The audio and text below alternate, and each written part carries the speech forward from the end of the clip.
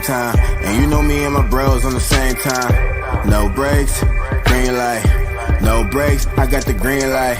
When you hit ons, know it's game time. And you know me and my bros on the same time. No brakes, green light. No brakes, I got the green. We gon' tear it down, tear it down, tear it down, yeah. We ain't going out, we ain't going into town, no. Money ain't the mission, no, we coming for the crown, yeah, we coming for the crown. If we going out, then we going out loud, eh. Putting on the show, young man, take a bow, eh. Even under pressure, they ain't never had doubt. But if we gon' do it, gotta do it right now. Peace and blessings, everyone. It's me, the coach, along with my brother, NYG22, with another Heart of the City for you guys. Just want to thank everyone who's here for tapping in.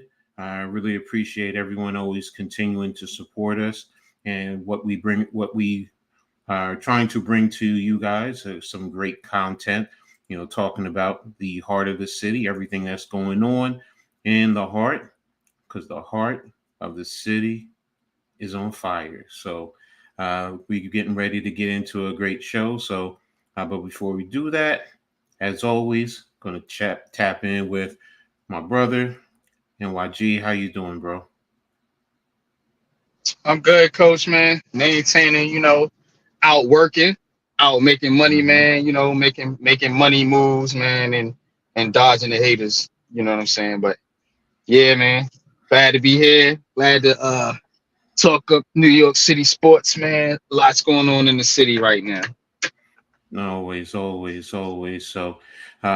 going to also tap into the chat real quick. Eman Perry, thanks for tapping in. Yeah, we're going to talk a little bit of Giants today. So a lot to go into in terms of what's going on in the heart of the city. So we're going to get right into it already. We're going to talk about the Yankees and the Mets. Right now, looks like the Yankees are down 3-1. Let me just go back and double check. Yes, network.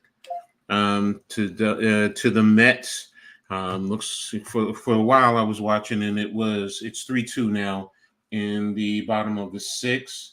And there's a man on third, and looks like it's LeMahieu's up, 2-man out, 1-1. So right now it's a tightly contested game. Again, 3-2. Mets are up over the Yankees. So, but we'll see what happens. Now he's down 1-2. So strike out there. So, but again, the Yankees they don't continue to play the type of Yankees baseball that we've been used to, man. I mean, and right now it looks like the Mets are owning the Yankees. I mean, right now, yeah, it's two. They won the first two games in first two, yeah. Yeah. So yep. Now they up again. And the Mets have been playing well. 51-48 now. Mm-hmm. The New York Mets are. So they making a little comeback, man, since your boy Grissom, the McDonald's character, popped up on the scene. But they're still 11.5 games behind the Phillies. Yeah. But they are right now in the wild card hunt. So right now they are tied for that last wild card spot with the Padres. So it's gonna be interesting, man. Yeah. He grounded out. So that's the end of the sixth. So going to the top of the seventh now. So we'll see what happens. Yeah, so, top of the seventh. I'm trying to pull up the MLB standings right now. Yeah, Yankees are a game and a half behind the Orioles. I think last I saw the Orioles were down to the Marlins. I think it was 5-1. But that was earlier. So, and in terms of the wild card, the Yankees, they have the wild card lead right now, but their biggest thing is trying to get. And you know what? for as much as we kill the Yankees, think about what I just said. We're a game and a half out of behind the Orioles, who basically who are leading the American League. So if they could get their stuff together, they could easily start making a strong push for the AL the AL East division, as well as the American League in total. So it's just that as Yankees fans, I know for me that's what's frustrating, because I know we're right there. We really are right there. Yes, we have holes to fix, but the rest of the American League is not. It's not like they're blowing the Yankees away, even for as badly as the Yankees are playing. So if they could get their shit together, what does that tell you? Yeah, it tells me that this team is much like the teams in the past, where they'll be good in the regular season, they'll make it to the postseason, and then they'll probably flop. Because they're just lacking something, coach. They're just lacking, they're lacking substance. I feel like they're real top heavy. Like you got these $300 million players, Judge, Stanton, Soto's gonna get a big contract, Cole, but then from there it kind of drops off. And I've talked about this. I actually made a quick little video yesterday on this subject, and it's basically a Judge Soto type of team right now. We're not getting a whole lot from any of the other players in this lineup. You know what I'm saying? And they have not stepped up. They have not stepped up. Now I know Rizzo's been hurt. I know Stanton has been hurt. Glaber has been. I think he got hurt. But again, you still need some of these other players to kind of step up, man, and start doing their thing. You know what I mean? And it just has not been the case, man. I'm looking at the box score tonight. 2 hits by Volpe, who has been playing well. I will say that. And then it's Torres and Verdugo, and then it's zeros, as far as hits. LeMahieu, who has been awful, only averaging 185. He got a hit tonight, man, but you're not getting anything out of him. You're not getting anything out of LeMahieu. JD Davis, I mean, he's hit or miss. Volpe, like I said, he has played well. I will give Volpe that. He's played pretty well, but the rest of this lineup just it ain't hitting on much, coach. I'm gonna be honest. It's not hitting on much. But that's the reason why I say, if this team could get their shit together, that speaks volumes to their potential, right? And what they can do. If guys would just give us a little bit of something, just a little bit of something, you're not that far off of first place. So if you could just be let's just say if you could be average, just be average. That would definitely. What's up, Daniel? That would definitely help this organization immensely. So, but you're right, man. They lack that fire. As they say, they lack that je ne sais quoi. So I mean, what's up, Breezy, man? Thank you, man. That's right. Tap that like button. Everyone, make sure you hit the like button. If you haven't subscribed to Unpopular Opinion Sports, as well as Coach A Gladney's Amazing World of Sports.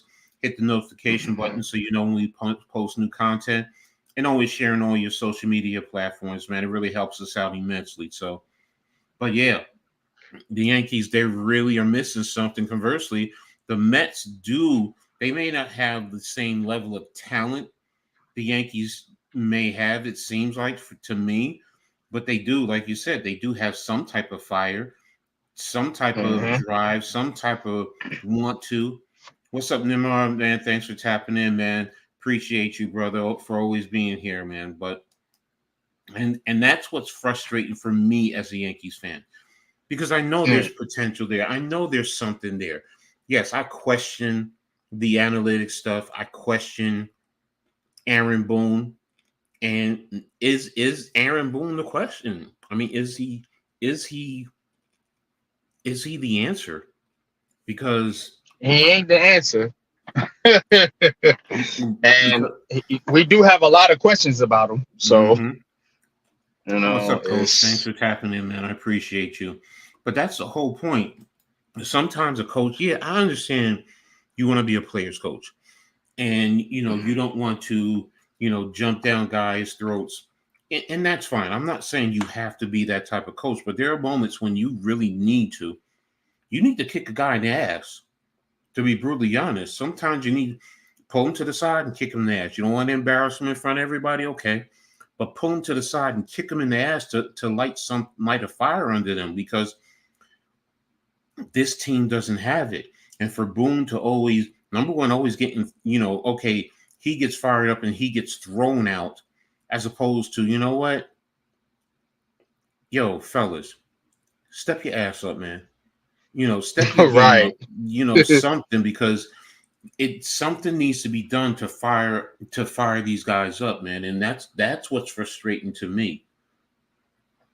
Now I Most heard that I definitely, man. saw something where they were talking about bringing back a former Yankee from Toronto. I forgot who the pitcher was. It was a pitcher. But I saw it briefly, so I don't know if that's an answer alone. But they definitely need to do something to light a fire under these guys. Yo, So but what's crazy though? The Mets got a couple Yankees on 18 right now. That's playing pretty well. Harrison Bader, Luis Severino, Adam Ottavino was a Yankee at one point, I believe. Right. So You're right. So yeah, I mean, it's kind of one of those things where it's like, okay, you took those players over there, and I think especially somebody like Harrison Bader, would be good right now, good contact hitter in this lineup, man. But again, they're so top heavy, coach. They're so fucking top heavy, man. This Yankees team has been like this for years. But that seems to be the major problem, where on the back end, those guys are, in a sense, it comes across that they're going to just wait for Judge or Soto, the big money guys to produce, as opposed to, you know what? Let me go out there and show my worth and show that I'm a big leaguer, and I can come out here and help this team win. So, and again, like I said, I'm looking. I just look at the standings. They're not that far off from leading the American League, and they're playing terribly. And that just tells me everything I need to know, that this team, if they can get their head out of their backsides and just focus and play some good baseball, they could easily be back up and probably blowing away the American League like they were at the start of the season. So again, I don't know what has happened for this team to have fallen off, because, like I said, when I'm looking at the standings, that's telling me all I need to know. And this team is right there. And at the beginning of the year, they were blowing everyone away. So I wonder, did something happen in the locker room where these guys are not completely bought in? I don't know. I'm not in the locker room, and that's a management issue. Yeah, you know what I'm saying? Is Boom, because again, I remember when they had Joe Girardi, and Joe Girardi, I mean, he was a old school type coach, type manager. He was tough on the players, and a lot of the players can complain. And I know specifically, one Gary Sanchez, who's not on the club anymore, had some issues with Joe Girardi. It was a lot of different things coming out about Joe Girardi. They moved on from Joe Girardi and gave us Aaron Boone, who was running the team like the fucking Dallas Cowboys. It's just It's just a bunch of stars with egos, and nobody's really putting together any type of, you know what I'm saying? I don't see a lot of chemistry. Now when the Yankees are playing well, you do see some chemistry, man, but again, like you said, it's got to be deeper than just the talent. This team has had talent for so many years, and they have underperformed greatly. So Mm-hmm. So, well, I don't know, man. they need to get it together because going into the second half of this season now. I mean, the Mets are for everything that they're doing, they're in the hunt and they're starting to play better. And the Yankees, their records doesn't show. It does the way their play is not reflective of their record right now. So they definitely need to Mm. step it up. Otherwise, it's very concerning. Like you said, is it going to be a one and done when it gets to the playoffs, man? So, but we'll see as we continue on. So, right now I'm going to move on, and we're going to talk a little bit about. And I know everybody wants to get into it because it's that time now. Let's talk football. Let's talk about what's going on. I mean, I know right now they have the Hard Knocks, and no, I'm not watching Hard Knocks, so I can't tell you what's going on. But I know. Yeah, I can't watch it tonight. I'm out. I'm at Mhm, work, so mhm. but I'll be watching the replay. Giving our analysis. We'll probably talk about it tomorrow on Pat's show, and on Sunday on Giants Conversation. But What there is about some big the news coming out about with the Giants. I don't know if you yeah want to get into that. yeah? Well, the part of that is I wanted to talk about the Diana Rossini interview with Saquon Barkley and him Okay. giving out his version of what happened. Basically, you know, he's making it seem like what, he wasn't given an opportunity. The Giants basically not even the Giants. Shane basically, he had his, and he said he understands. That's what he should do. That's his job.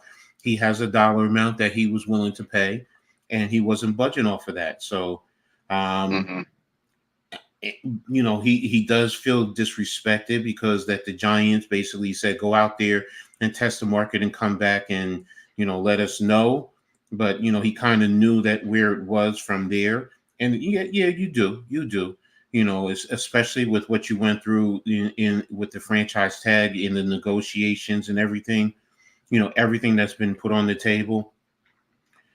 What's Mm. your thought about it? I mean, first of all, did you see or read the interview?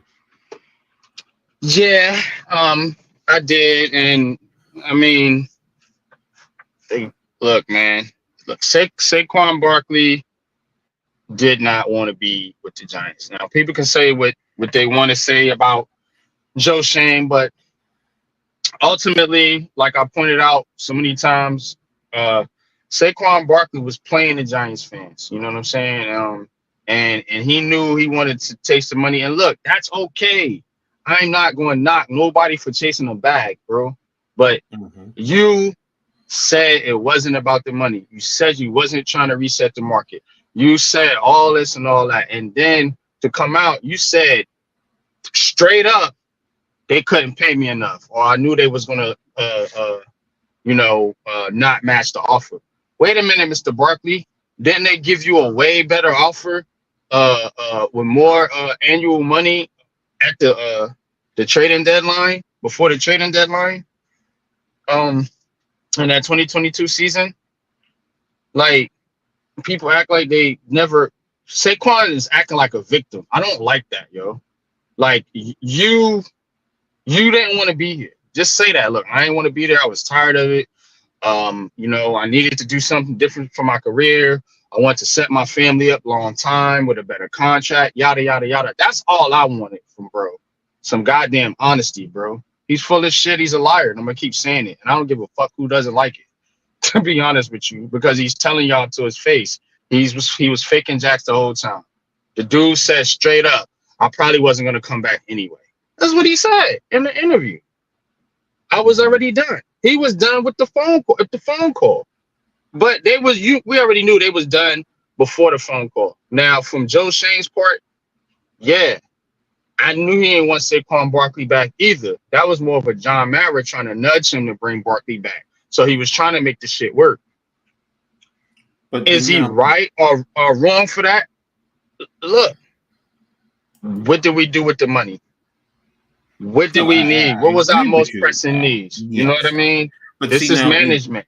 but now that in that same token, then Shane should have been straightforward. Look, Saquon, you know what? The money that the market is out there for you, probably, yeah, and he knows what the market is for. Let's be real.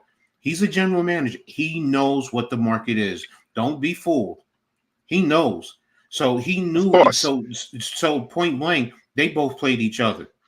Let's be real. If you're going to put it that way, they both played each other. Shane, for everything that look, Saquon, we're I'm probably not going talking to be able to about afford you. I'm talking about coach. I'm talking Mhm. about what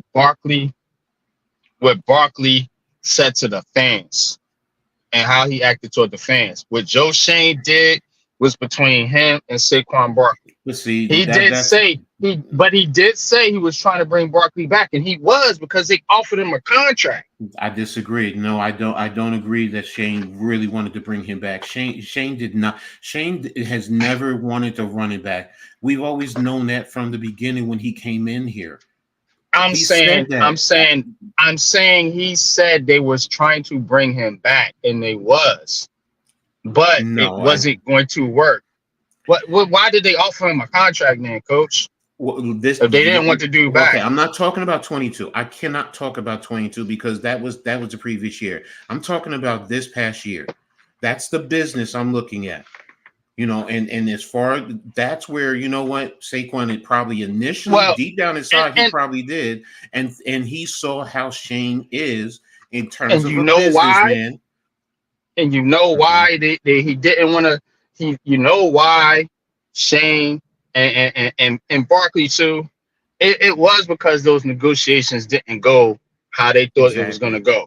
exactly. And when you tell somebody you're not trying to set the market, and he gives you 14 million, got damn near offered 14 million, or was it 13 million? I think it was 13 It million. was 13. Yes. Barkley wanted 14. But Hmm. bro, that's basically Christian McCaffrey money right under it. You said you wasn't trying to set the market. You But see that's what not I'm saying? setting the So when, market. That's to me. That's not but setting for but me. For me, but that's not bro, setting the when market. I understand, but if I'm a general manager, okay, Hmm. somebody told me, hey, look, I'm trying to come back at a reasonable number. What was that not a reasonable number? Is Barkley better than Bradley, Nick Chubb, Christian McCaffrey? Hell, even Kamara and Derrick Henry. I Like, put come them on, on. bro. Christian McCaffrey, no, but all those other three others, yes, they're all to me. They're all in the same boat. Now you can sit I here and don't. say, I respect that, but that's where I say they're all in the same Barkley boat. hasn't been that. Them guys have been way more productive than Barkley and way more healthy. Except Chubb got hurt this year, So but now you're talking before about that, the health, but you said are they in the same boat in terms of talent? See, that's what but I'm you talking gotta about. factor in the health because you're talking about contracts. I get it. I understand, See and what I'm that's saying? why the 13. Okay. Here's the compromise. They wanted 13. He wanted 14. That's where you come in and you say 13 and a half. Now I'll say and that's why I say it's on both of them. I did just say that it's on both of Hmm. them. It's not Yeah. just on Saquon. Shane I'm is just also. I'm not good. I'm not gonna defend that dude. And I I'm not saying understand people defend it. that I'm that not. that want to, but again, he lied to this fan base, and now they're trying to point the finger at the general manager. Like, bro, you I'm about. said you said you wasn't about that like you wasn't trying to like beat us, like it wasn't about the money, pretty much. The way you pointed it out, you said you want to be a Giant for life. You know what I'm saying? You went to the Eagles for goddamn near the same fucking amount of money that you got offered in 2022. So like, stop playing with me. I am not gonna defend this fucking dude, man. And I'm Well, kind of sick of talking about this fucker, man. first of all, let me say this. I'm not defending him, but I'm Oh, I also know you're not. not. Yeah, I'm not you're also just not. looking at it from a different point of view. I get No, what you're I'm doing. looking at it from both sides. That's the whole point.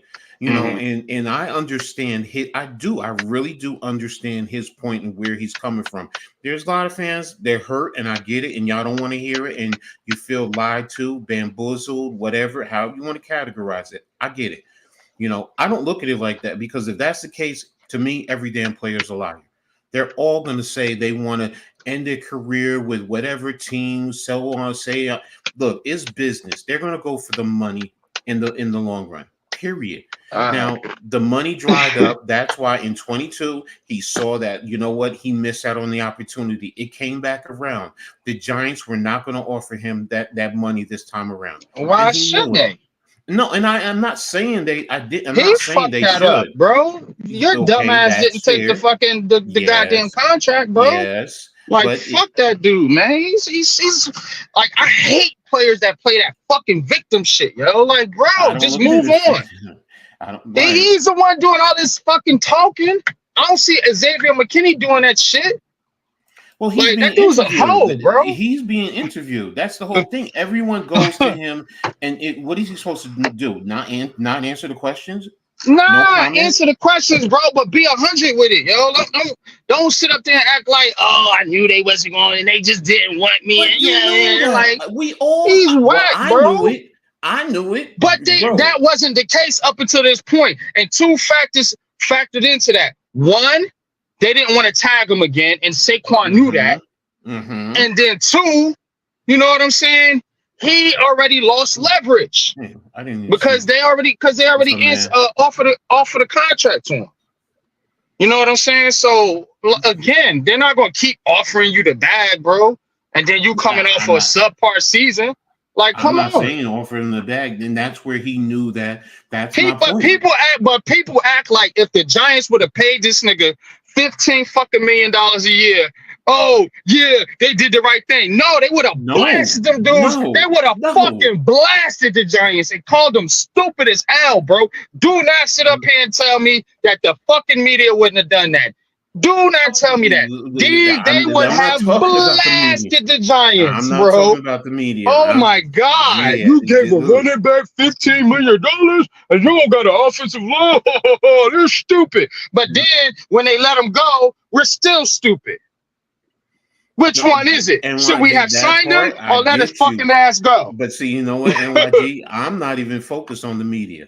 I'm not even focused on the fan base. I'm talking about what I saw from this interview. And that's why it's like I understand from both sides. To me, it's both of them, Shane as well as Saquon Barkley. You want, and the thing I'm saying is, if you're going to rip Saquon Barkley, you need to equally rip Shane, because Shane. I'm not going to do that. No, Shane. No. Here's my thing. Shane should have just been straightforward with Barkley from the door. Cut the bullshit. Don't play this game. Oh, go test the market and all this and that, and then come back and let us know. No, you knew you weren't going. Saquon, you know, this is the money that we pretty much have. Look how Saquon answered the phone. What was he supposed to say? Saquon said he was already done, bro. That part I didn't see. I'm just talking about. Shane was like, I'm gonna clarify for you. Shane was like, hey, Saquon, what's good? Yeah, I'll share with the fan. Like, he was already like, he didn't want to talk to that dude. So how you expect this man to feel, bro? You expect him to kiss ass to Saquon Barkley? Nah, bro. No, I'm not saying that's what I'm saying. No. But again, you're saying be straight up with him and be honest with him and all that shit. What like, I'm saying when I say that in terms of business, you put the money, you tell him point blank, Saquon, this is all we can afford, plain and simple. You done lied to the fan base, and we supposed to, and the general manager's supposed to be honest and straight up with him. Hell with that dude, bro. Go to Philly, man. Suck rocks. Okay, no problem. Again, I'm holding them both accountable. I hold them both accountable. Nobody can tell me anything. Y'all can't change my mind on that. It's both of them. Shane is just as culpable as Saquon. Horse shit, not you. No, I know. I'm just saying. He knows. Yeah. If anybody's trying to get me to because I think Shane is equally as culpable as Saquon. And I'm right there. I'm right there with you, Coach. This is business. I'm not going to blame Shane. I'm not. But see, to me, it's also business. That's why I don't. For me, I guess because I look at players as assets. I say it all the time. So they're going to do what they got to do because their career is short-lived. Plain and simple. A lot of players are asses. There's a few good ones, but most of them are asses. No, assets. I know. I'm just messing with you, bro. Oh, no. And that's the thing. So that's why I look at it in as far as the general managers, they're businessmen. and they're gonna try and manipulate and do things for their jobs and for the books and so on and so forth. And please, I'm not even going to talk about Mara. I'm not even getting into that because I don't even care about Mara in that regard. You know, I understand he wants Saquon, blah blah blah blah blah. I get it, but in the end, for me, it's both of them. There's the business side, and then there's the player. Plain and simple. You want to say both of them are at fault? Fine. I don't have an issue with that. It's not one over the other for me. So, but what's up, man? Thanks for tapping in, man. How you feeling today? Cave, Lou, what's good with y'all, man? Appreciate y'all tapping in. What's good, man? I came up on this thing right here with you guys, man. Going in on Saquon. Like I said, man, at the end of the day, man, it's over with. It's done with. Like I said, the person you could blame on this stuff, you could blame Saquon's agent. Because, like I said, she's the only one that got fired. Because, like, Dexter Lawrence got his deal done. I mean, Daniel Jones got his deal done. Andrew Thomas got his deal done. They ain't fired their agents. So that's where the proof is in the pudding. Had he had this dude last year, that deal would have been done. Two different agents, though. He fired the female, and then he went through 3 different agencies, Man Cave. Right. And now was it the agency or was it his asking price? Was it his ego? No, I think it was his agency because the last dude that who's his agent now was a guy who actually had him sign the franchise tag, and that dude knew what he was doing.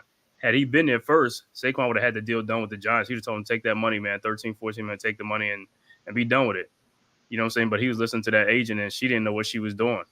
You see what I'm saying? She messed it up. So you saying he basically was getting bad advice, business advice. Yeah. That's why he fired the agent. I mean, come on, you ain't gonna fire the agent. That's fair. That's a fair point. Because I think she was with Rock Nation, and everybody know Rock Nation. You know how you know Rock Nation. Because what's that? When Robinson Cano left the Yankees, he got that big bag with the Mariners, and there was some other athletes that doing Rock Nation. See what they did the Victor Cruz contract negotiation too. Oh my gosh! Yeah, I don't mess with Rock Nation. Fuck Rock Nation. I don't mess with anything affiliated with Hove. Right. Joke. And like I said, man, hey, everybody go their separate ways, man. We done with that stuff, man. You know what I'm saying? Listen, it is what it is. But like I said, if you offer something, Nemar has a comment. What does it say here? Coach, any injury updates on players? We're gonna get to that. Yeah, we're gonna get into that. So that was the next thing that we were going to get into. Trust me, in reference to, because I did highlight it a little earlier. In terms of players reported, and Andrew Neal went on the pup list, and y'all know I've been the biggest proponent, supporter. Yesterday on the YouTube short before that shit came out. I'm telling you, bro, I be calling these shits. Sorry. Well, I'm just gonna say this. It's hard for me to defend it. Oh, come on! Y'all are fucking killing me. The New York Giants. Sorry. Right tackle position. But it's hard for me to defend him when now I'm hearing mixed reports. I heard that he re-aggravated his injury during the OTAs or whatever, and that's that poor blocking. Coach. Sorry, I'm sorry. Go ahead, Coach. No, finish on. Go ahead, finish what you got to say. He aggravated me with that poor ass blocking. Okay. Well, look, plain and simple. I don't even know what that's what I was waiting on, his weight. So, but he's on the pup list, he re-aggravated it. Is it a product of the weight? I don't know, but that's the only person I know. I heard any type of injury updates. Did y'all hear of anyone else? Oh, you said who? Was Evan Neal. Yeah, Evan Neal's on pup. Some your boy Unpopular Opinion Sportsman saying for quite a while right now. And I've been getting. Is there anyone else? Aaron Robinson. There's Aaron Robinson's on pup. Okay, not a surprise. He's probably not going to make the roster. It's just. I think he really messed his knee up really, really bad, yo. I feel bad for the kid, man. It looked promising. He looked like he had some promise.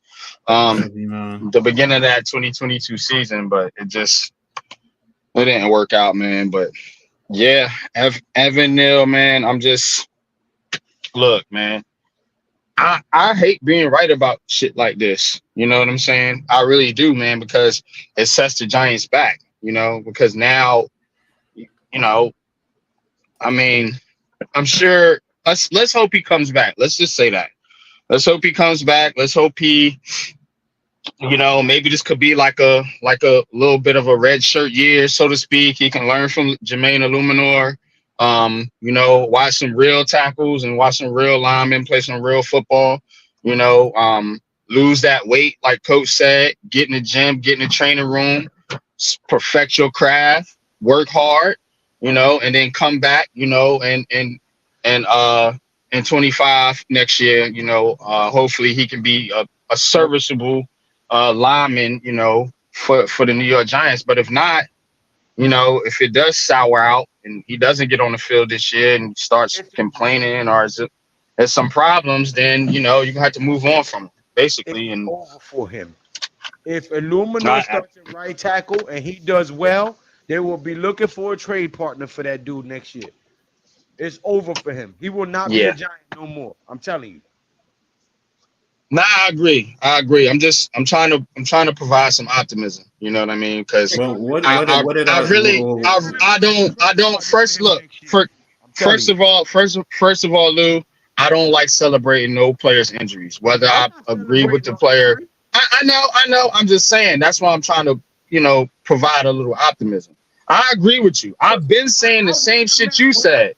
Listen, I wish the man well wherever he goes, whatever position he ends up playing. I think he'll be a good left tackle in the league. I just don't think that he's gonna get any more chances here in New York. Joe Shane and them have to fix this O-line if they want to continue building here, and their time clock is already running.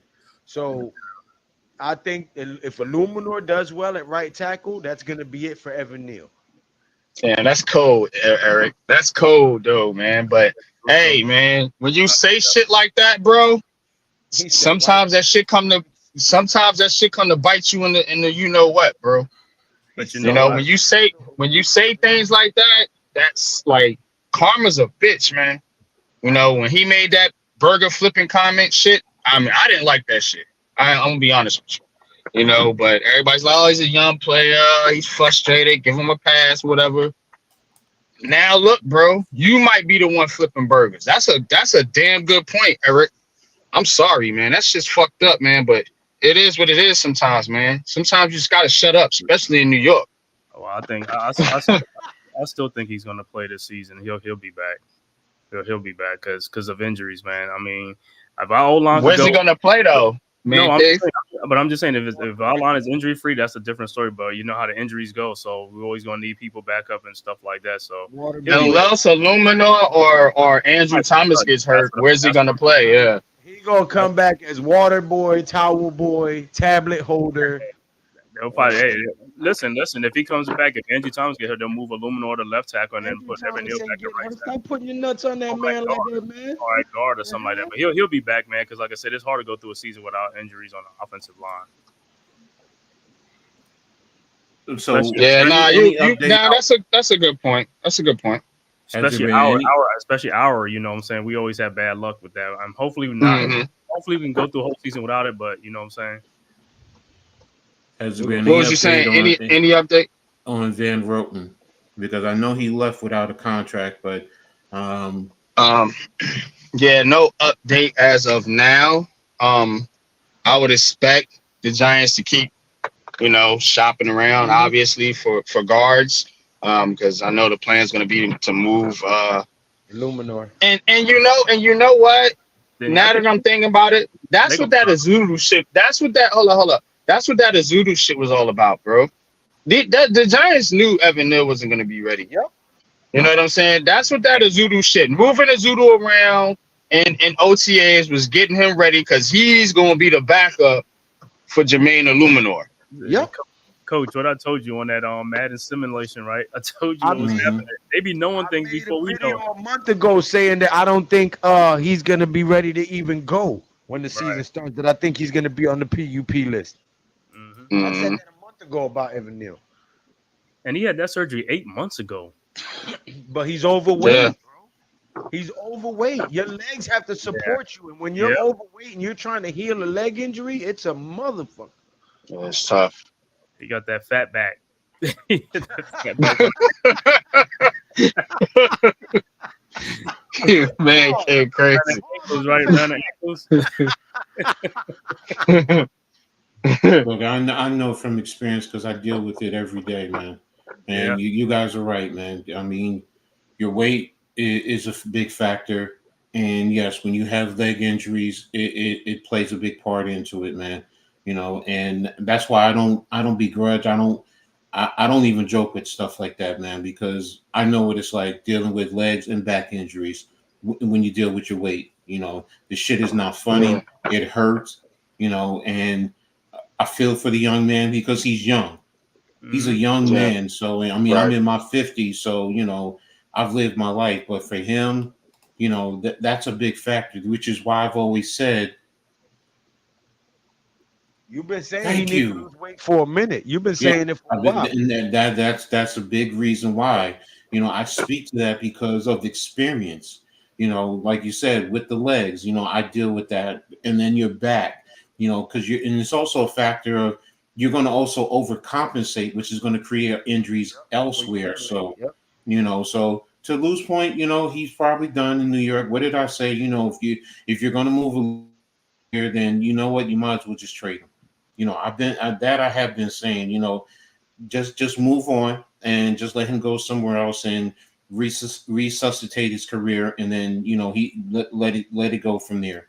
You know, what you getting out of him, But you know when you come back from that on PP, what they give you like a couple of weeks to get ready. 6 weeks? No, I thought it was 6 weeks. I think it's like 6 weeks. So six weeks, yeah.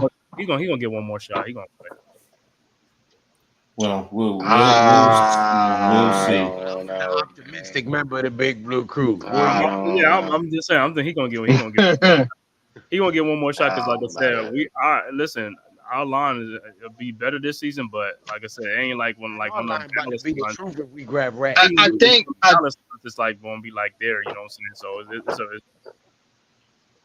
but bro, with the thing about it, Man Cave, is not only is Thomas and Illuminor better than Neil, but what if some of these other guys are better than Neil too? No, I'm not saying he can't.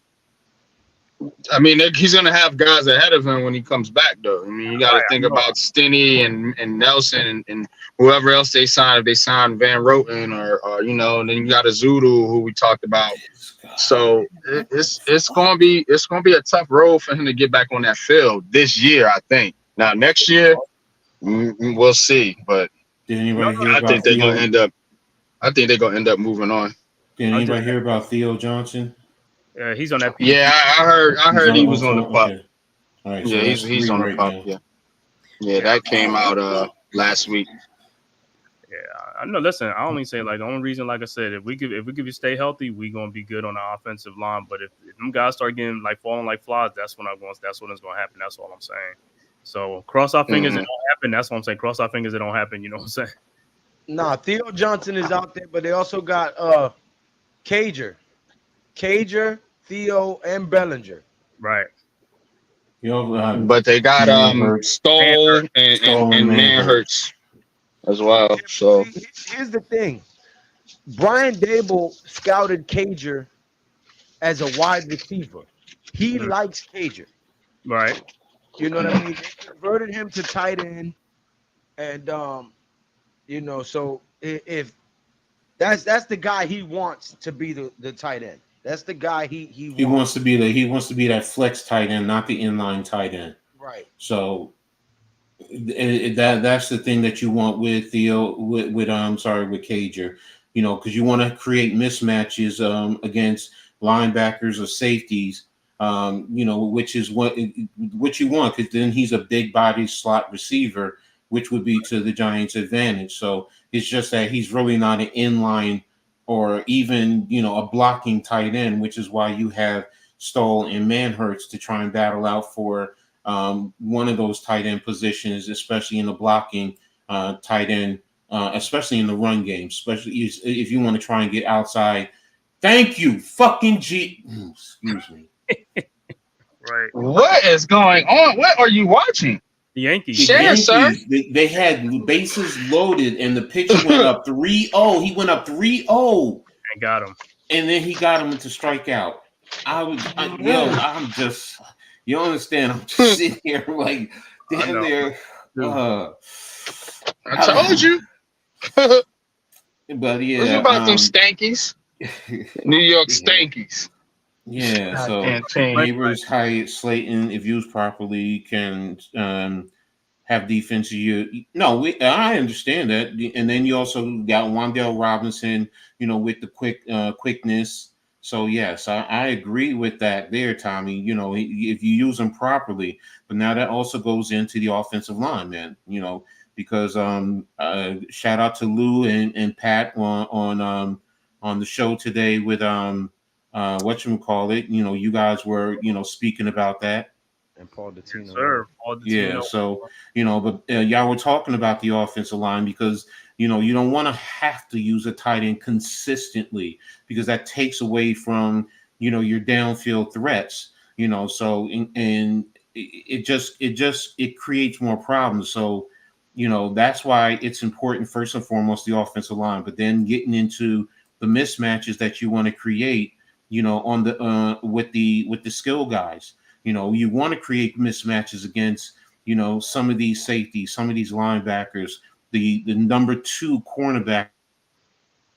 You definitely want to, create the mismatches so we can take advantage of it. We want the Neighbors to force teams to have multiple eyes on him, and give sometimes bracket coverage, and that'll open up the areas for a Hyatt, for a Robinson, for a Slayton, or any running back coming out of the backfield, and that's really what Dable wants to do. He wants to create mismatches in the passing game, in a sense to be the short running game out of the back. I mean, the short passing game out of the backfield as a run. Yep. Exactly. And that's that's the old type of West Coast offense where, yes, you do short passes, but you also use the running back to create some mismatches.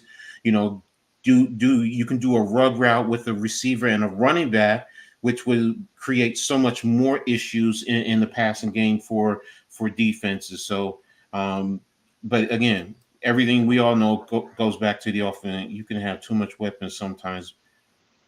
I disagree with you, Anthony. You can't have too many weapons. It's how you use them. It's always good to have more weapons in a sense, and if you utilize them correctly, because if you don't have them, then what? Or you have too few, then what? Scheme shouldn't be nowhere near 12, 13 personnel only for run and play action, but Neighbors have to open it up for Robinson. No, I agree with you, Tommy. They all have to open it up on the outside, But also here's on the flip side too, Tommy. They also can help in terms of the deep end too, because now if eyes are watching crossers, if Robinson is coming across the middle and eyes are watching him and safeties are buzzing down, then next thing you're going over the top. And you got a one-on-one with a weak ass cornerback or a buster of a safety, then there you go. So it each has to work together. So because sometimes there's too many options for a but you know what you might see. You might see for the first time in a long time an empty back set with no backs, and it could be like 4 wideouts and then the tight end helping block for a long pass play for the first time, because we haven't seen that in a long time. Empty spread. Yeah, because you're gonna have like Neighbors, Hyatt, Slayton, and Wan'Dale Robinson, the four wideouts, and then the tight end blocking to help block. You know what I'm saying, to get some big plays downfield. That can help. You bring the tight end and you flex them out, then you bring them in to help out if they're showing a blitz. But right. And again, if your offensive line can handle their front, then you still want to have that tight end, in the right. Exactly. So yeah, I agree with you there. So, but this past game for me with Dable has been that's really what it is. He wants to pass the ball. He wants to use the run game just to try and keep defenses honest. and maybe just try and get to the outside as much as possible. Because looking at these back, because we've complained about, we want a big power back. We don't have that type of back here. You might want to say Tracy, if you want to say Gray, depending, but they're not really power backs. Right. So you need somebody like a Fournette.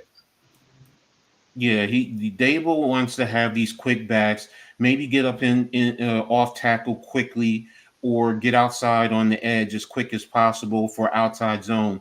But for me, he hasn't shown the ability to try and run with the power game. He didn't even do that in Buffalo. So, so when it can air raid work in the NFL or with that? No, the air raid will not. I'm sorry, I can't see it working in the NFL. I've heard other people say that they think it is, but the air raid concept, no, because defenses will figure that out quickly, because it is in a sense a simplistic type of an offense. And if you figure it out, you pretty much can shut their offense down, even if they're a passing team and they have talented guys. So for me, the air raid is just, which is why you didn't see a lot of those coordinators come to the NFL and succeed. So I don't think it can work. So. What's up, Miz? Thank you for tapping in, bro. Appreciate you. We would like to see what we have at wide receiver, but we need a quarterback other than DJ. Well, we don't know. For me, I still want to see what I have in DJ. So go ahead, and what you about to show out this year, man. I'm sorry. Real quick. With Daniel Jones, right? We can't even hear you. Everybody, you can't hear me? Hello? It's going in and out. Hold on. Daniel Jones is going to show out this way. We're having technical difficulties. The host is going to get that sorted out for you in a minute. But until he does, I'm going to... y'all should be able to hear me. You can't hear me? Yeah, I can hear you now. I hear you. All right. You sound like you call it collect. No, he's very staticky. It's low. It's low. I'm working, bro. Yeah, he's working. On, bro. Pause, man. Like, if you can't deal with it, man, shit. I don't know. There's a collect call from an inmate. Anthony, I disagree with you. I understand the way Mike Leach ran it. No, there are so many times I watched him, whether he was at Washington State, whether he was Texas Tech, when he was down at Mississippi State, I could sit and read the down and distance, and I knew exactly what he was going to do based on his personnel and so on and so forth. Now, if I'm an average coach and not coaching in the NFL, what do you think NFL coaches are going to do? They're going to be able to read that and pick it apart. So, exactly, DL. The air raid Davis Webb would be our quarterback right now. So thanks for tapping in, bro. So for me, I can't see it. Mike check. I hear you. Mike check. Can y'all hear me in the I know there's a lot of people. Yeah, I know there's a lot of people who would rather see Drew Lock throw because they're haters and they don't know football. But I tell you this, with an improved O-line, DJ is about to shut a lot of you haters up. And I personally can't wait to watch all you freaking non-football talent, non-football knowledge. What's up, Randy? Look like a bunch of morons for all the vitriol and hate y'all been giving DJ. Because all the sports analysts who know football, former players who know football, players currently on his team, and the coaches tell you that he has all the tools necessary to do what is necessary on the field. He just came into a very poor situation, a shitty offensive line, shitty coaching, shitty management, shitty ownership. He came into a shit show. They're about to rectify that. And if this offensive line plays anywhere near what they look like on paper, y'all all going to be eating crow. And I can't wait. Here's what I'm going to say. And there's a lot of people who, and I get it. I'm talking to everybody, all the stuff I see on Twitter and everything like that. When I'm addressing you, I will say you, Kai Vase. Everybody who's been watching my show for 3 years on YouTube knows I don't stutter, I don't pull no punches, and I ain't scared to call nobody's name or drop my address. When I'm addressing you, I'll address you and you'll know it. Anthony, look at what you just said. All right, He's mixing his West Coast with some concepts, so that's different as opposed to running a straight wet air raid concept. That's a little bit different. Mm-hmm. So go ahead, NYG. What were you going to say? Nah, man, I'm just saying, look, everybody get worked up over Daniel Jones pause, but what's crazy about it is it's not like. Go Can ahead. Go you ahead. hear me? Yeah, you're going in and out, but I got you now. Go ahead. I hear you. Yeah. So it's not like Daniel Jones has to be on the Giants forever. Right. There's things you can do. You can trade this man. You can get a contract You restructure. getting sensitive. I didn't call you nothing. Maybe you can do you know what I'm saying? Maybe you want to release him after the season or whatever. Whatever have you is, it's not like it's the end of the world because Daniel Jones is on the roster for 1 year. We don't know. What if and I put this scenario out there, what if he goes out and has a good season or like good half a season and they decide they want to trade him because they want to move on and they want a different quarterback. And maybe they can recruit some picks or something. So everybody got the negative vibe when it comes to Daniel Jones, but like Coach says, you gotta listen to the man. You are These in players touch. are assets. So you have to listen to when people talk about this because it's like, okay, use Daniel Jones. He's an asset. You know what I'm saying? You can trade him. You can flip him for picks. You know, you can do release him if you want to and save some money. So again, it's like it's quarterback or nothing with the New York Giants. It's crazy. I don't get it. Listen, in terms of Daniel Jones, I get where there are fans that are tired and they want to move on. You're entitled to your opinion. As for me, I don't know what I have in this man right now.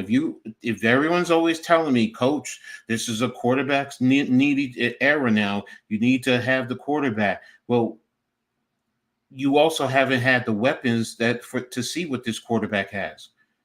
So if you now are just giving him a true number one wide receiver, and if he can at least go out and produce, okay, great.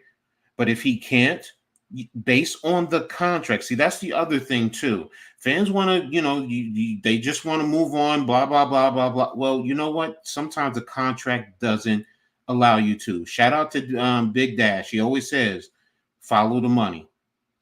Well, sometimes you can't just say, well, I'm going to let him go. You just can't do that because based on the contract. So now, if you want to say they shouldn't get, how much would it be to let him go next year? Right now, pre June 1st is $22 million. Post June 1st it's 11 million, 11 and a half, and then another 11 and a half the following year. So you know what that means? It's a chance they still keep Daniel Jones, depending on the situation next year. So y'all gonna have to, man, it's gonna be rough if you're not a Daniel Jones fan. Because again, follow the money, man. But go ahead, Coach, continue. Yeah, no, but you're speaking exactly where I was going. In terms of the money, you have to factor in everything. You want to be a smart fan? I get it. You want to get rid of him, but you know what? How do you know what's his skill set? And then his money is also a factor. And you don't want to listen to me pull up Over the Cap and Spotrac, and you look at it and educate yourself. Don't even listen to me. Educate yourself. And you look at the contract and you break it down and you think about it. Do you think the Giants are just going to throw away money like that? Right? Like right now, his base salary is what, $47 million. I think he has a cap hit of 60 something million dollars right now. If you were to just cut him today. I mean, that's not smart business. You're not going to do something like that. So you have to factor in the economics as well as the ability. Go ahead, NYG. I just want to say something to the chat. I put some moderators in there. You moderators, you guys are part of the channel.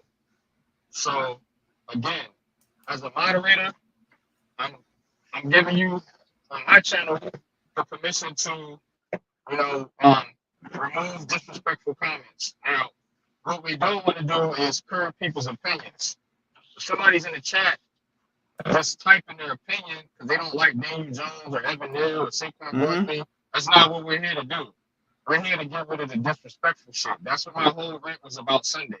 So please don't let, you know what I'm saying, people come in here with that type of energy. We're not doing that no more. So I modded a couple of you guys up, Elon, Ghost, thank you, been the mod, next chef, of course. But yeah, that's just what I wanted to say, man. My statement was, I guess Kai Vase took it personal or took it like I was speaking to him. I've been on Twitter. I've been on the Big Blue Kickoff with John Smelk and Paul Latino today having this discussion. So my comment about morons and people on Twitter saying stuff about Daniel Jones was not addressing you, Kai Vase. Whenever I'm reading the comment, addressing somebody in the comment section, I say their name. So don't take it personal. That wasn't addressed to you. I would have said Kai Vase. You know what I'm saying? You've been on here multiple times. We've disagreed multiple times. We never had an issue though. So let's keep it that way. You know what I'm saying? Thank you. Exactly, Diella. They're not going to just give up. And that's the thing I'm saying now. Everyone's saying, you know, as far as Daniel Jones, move on from him. And I'm interpreting what you guys are saying is today, right now. Move on from him today. Don't even give him the chance to play out this season. So basically, you're just saying you're going to eat $60-something million. I can't see Shane and Mara, for that matter, sitting there doing that. I just can't. It's not me speaking up and saying Daniel Jones is an elite quarterback. It's not that. Number one, I really don't know what we have in this quarterback because he hasn't had the tools. He hasn't had the blocking. He's also been smacked around as a DC. That's a quarterback that I love. You smack him around because you make him gun shy. And that's even any of the greatest quarterbacks. I've seen Joe Montana be like that. So don't think that, oh, well, it's Daniel Jones. Any quarterback will be like that. So in the same token, I don't know what this quarterback really is able to do if he has the tools around him. That's all I want to see. So, but what I'm saying is, like, check this out. Look at Bryce Young. Bryce Young played at Alabama. He was good at Alabama because he had all day to look at it and throw around and do what he really wants to. How did he look like last year in the NFL? That's all I'm saying. I mean, y'all saying that's what it looked like. He said he could process real quick. Why he wasn't processing real quick last year? Did you see his numbers last year? 10 touchdowns, 11 interceptions, 10 touchdowns for the whole year. Mm-hmm. And he's a quick processor. You bugging, Knicks. 100. Quick process. You bugging, Knicks. 100. You say Knicks. You Knicks fans. You see how you Knicks fans are. Hey, stop it. It has nothing to do with the Knicks. Stop it. Don't even do that. Don't even go there. Coach. I know that. What happened? He said Jones is better than Eli. Whatever you drink in the smoke and put it in, please. That's not the. Yeah. I respect the opinion, though. You know what I'm saying? Some popular opinions. Y'all hit that like button. But some people just act like he's had the best front office in 5 years he's been here. He has a dysfunctional front office for like 3 of the years he was here. You know what I'm saying? It was like a circus. He's finally got a little competent front office now. McConkey. Yeah, he was good. That has nothing His to do son, with the Lad is that's his son, right, Coach? Lad McConkey. Lad McConkey from Georgia. Yeah. But hold on, we got Miz in the house now. So what's up, Miz? How are you? What's up? What's going on? What I miss? MYG, you so far right now. I give you a donut for Evan Neal. I give you $1 on that one. I give you cookies because you were right so far. I'm not giving up on the guy as an O-lineman, but yeah, you're right. It's not looking it's looking a little shaky if he can't play football. Defend him no more. The biggest thing is what Pat said today. I didn't even know that. What he's got? One more year before he gets a new deal. He's not going to get a Mm-hmm. new deal if he don't play football. No. So. Well, it's 50. They got a 50 option. The fifth, you got to pick it up. Where they wait a minute. This is what, year 3 for him. So next year they have to decide if they want to. Yeah, they have to decide if they want to pick it up next year. If Illuminor plays and Illuminor looks good, and this line gels with Illuminor right tackle, you can forget Evan Neal ever being a tackle here for the New York Giants. Well, Okay, If they can salvage him as a guard, flips if they can salvage him as a guard, you know, I mean, I wouldn't be too disappointed either. But would he even do that? I don't even know. So, it would be very disappointing for me. Too much money for him to be playing guard. That's disappointing because this guy, to me, I thought when we drafted him, he was going to be big time. So, I wanted a Cam Kwanu. He's not playing well either. He's Charles another Cross been the best one out of them 3. Right. Facts. We'll see what happens. You know, I'm not gonna give up on him yet. What does a pub mean? How long is that, Coach? That's like 6 weeks. 6 weeks. The first 6 games of the season. Is it the first 6 games of the season? And that's just before he's able to practice. Hold on a minute, guys. Hold on 1 second. Hold on 1 second. I know what you're about to say. Anthony, let me answer your question because this is the second time you asked this, okay? You want to talk about his processing, okay? And I understand that. But again, if you only have 2-point-something seconds, you're going to speed the ball up in your head no matter what. So your processing is going to be shot. Everybody, this is what, for me as a coach, this is what's frustrating with fans. I'm sorry. All right. Because some of y'all, when y'all make comments, you don't put the whole thing together. Football is the ultimate team sport. You need an offensive line to give the quarterback time. Period. Case closed. There is no quarterback on the face of the earth, not even the almighty Patrick Mahomes, is going to be able to do well with 2 seconds in trying to get the ball to his receivers. Your receivers sometimes running 30 yards is going to take 4 seconds. You're not thinking. You're only sitting here trying to strip down the quarterback and say, that's why he's a bum. Put the whole thing together. What route are the receivers running? What is the offensive line doing? What is the down and distance? I am a big proponent on down and distance. To be a smart football player, you got to understand down and distance. The down and distance, what hash mark are you on? What's the time in the game? What is the score? What is the situation? Who is the opposition that you're going against? Now, look, I just said off all of that, and that's what a quarterback has to sit down and identify. How is the cornerback, how are the defensive backs aligned? Are they inside? Are they outside? Are they aligned with their footwork in this manner or that manner? What are the linebackers doing? Where is the defensive line? So, yeah, pre-snap, you got to go through all that. Then one post-snap. Are they rolling their coverage? Are they doing inversions? All of that. And that's all in 2 seconds. You want to strip and attack quarterbacks, but you're not including the offensive line into the equation. There is way too much into it, ladies and gentlemen. Schemes that he played in the first 4 seasons with 3 different offenses in 4 years.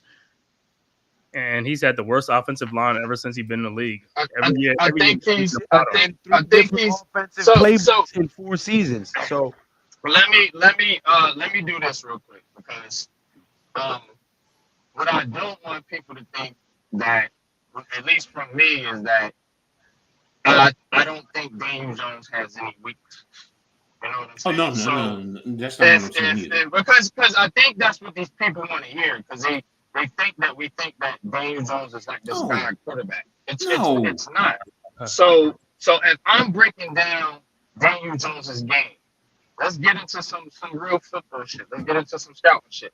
If I'm breaking down Daniel Jones's game, you know, what I'm looking at is an athletic quarterback, you know, decent arm. It's not Josh Allen, but it's pretty good. You know what I'm saying? And I'm looking at a quarterback that has the physical makeup, you know, as far as size, weight, height, all that. And when you go into the passing metrics, You know, Daniel Jones is an accurate quarterback. You know what I'm saying? As far as passing the ball, you know what I mean? Completion percentage, shit like that. Now, he also has a low interception number. Now, if you get into weaknesses, now what you want to see? Okay, you want to see the ball come out of his hands quicker. Daniel Jones admitted that. If you go watch the interview, who was he on there with? The Sims thing. If you go watch that interview with Sims, you know, he admitted, like, okay, yeah, I need to get the ball out fast. You know, that goes into being able to not read defenses, but processing. You know what I'm saying? You can know what's going on, but if you're late getting there or getting the ball there because you're getting pressured, you know what I'm saying? It's going to you're going to be late. You know what I'm saying? And sometimes, yeah, he does see the rush when it isn't there. And that's what the comment that Anthony made, which is something I've always said. He has that ghost shit. You know, seeing ghosts. I've been saying this shit. So let's not act like we don't break down the entire game of football. You know what I'm saying? We're just getting rid of the dumb narratives like this is the worst quarterback that ever walked the face of the earth. Because if you go to Twitter, that's what you're gonna feel like. That's all I'm saying. I'm fair. I'm very fair with Daniel Jones, I think. Yeah. And then the thing about it is, like, Daniel Jones is playing behind the same offensive line he played in college. He played at Duke. Duke has the worst offensive line. So he's coming to NFL. He's had the worst offensive line with the Giants. So you can never see what this guy can really do. And on top of that, if you go back and look at his college stats, he has better college stats than a lot of these quarterbacks that they like. If you go look at and compare them, he has better stats than these guys in college playing at a bad school compared to these guys playing at big-time schools. I agree with Nick's 100 that they need to stop running them so much. Daniel Jones should only run when the play completely breaks down and there's no option for him to either throw it or you know, then he needs to try to scramble and get some yards or find an open man. I disagree with that. I don't want them running him the way they were doing before. I disagree with that. Lou, I get where you're going, but part of the thing is because as a defense, if I know that you're taking that away, you've made my job that much easier. Don't take away some of the. I'm just saying, only do it when it's necessary. It seems like they were doing it too much. I think this year they're gonna protect him a little bit more, just a little bit more. I thought they should have did it more last year. For real. But I think this year they went away from Daniel Jones. They did go away from it last year. The best part about Daniel Jones' game and what he does, it's the play fake. It's the play action. Well, RPO and play action. If you take his running ability away, guess what? You're taking away that play action, that RPO.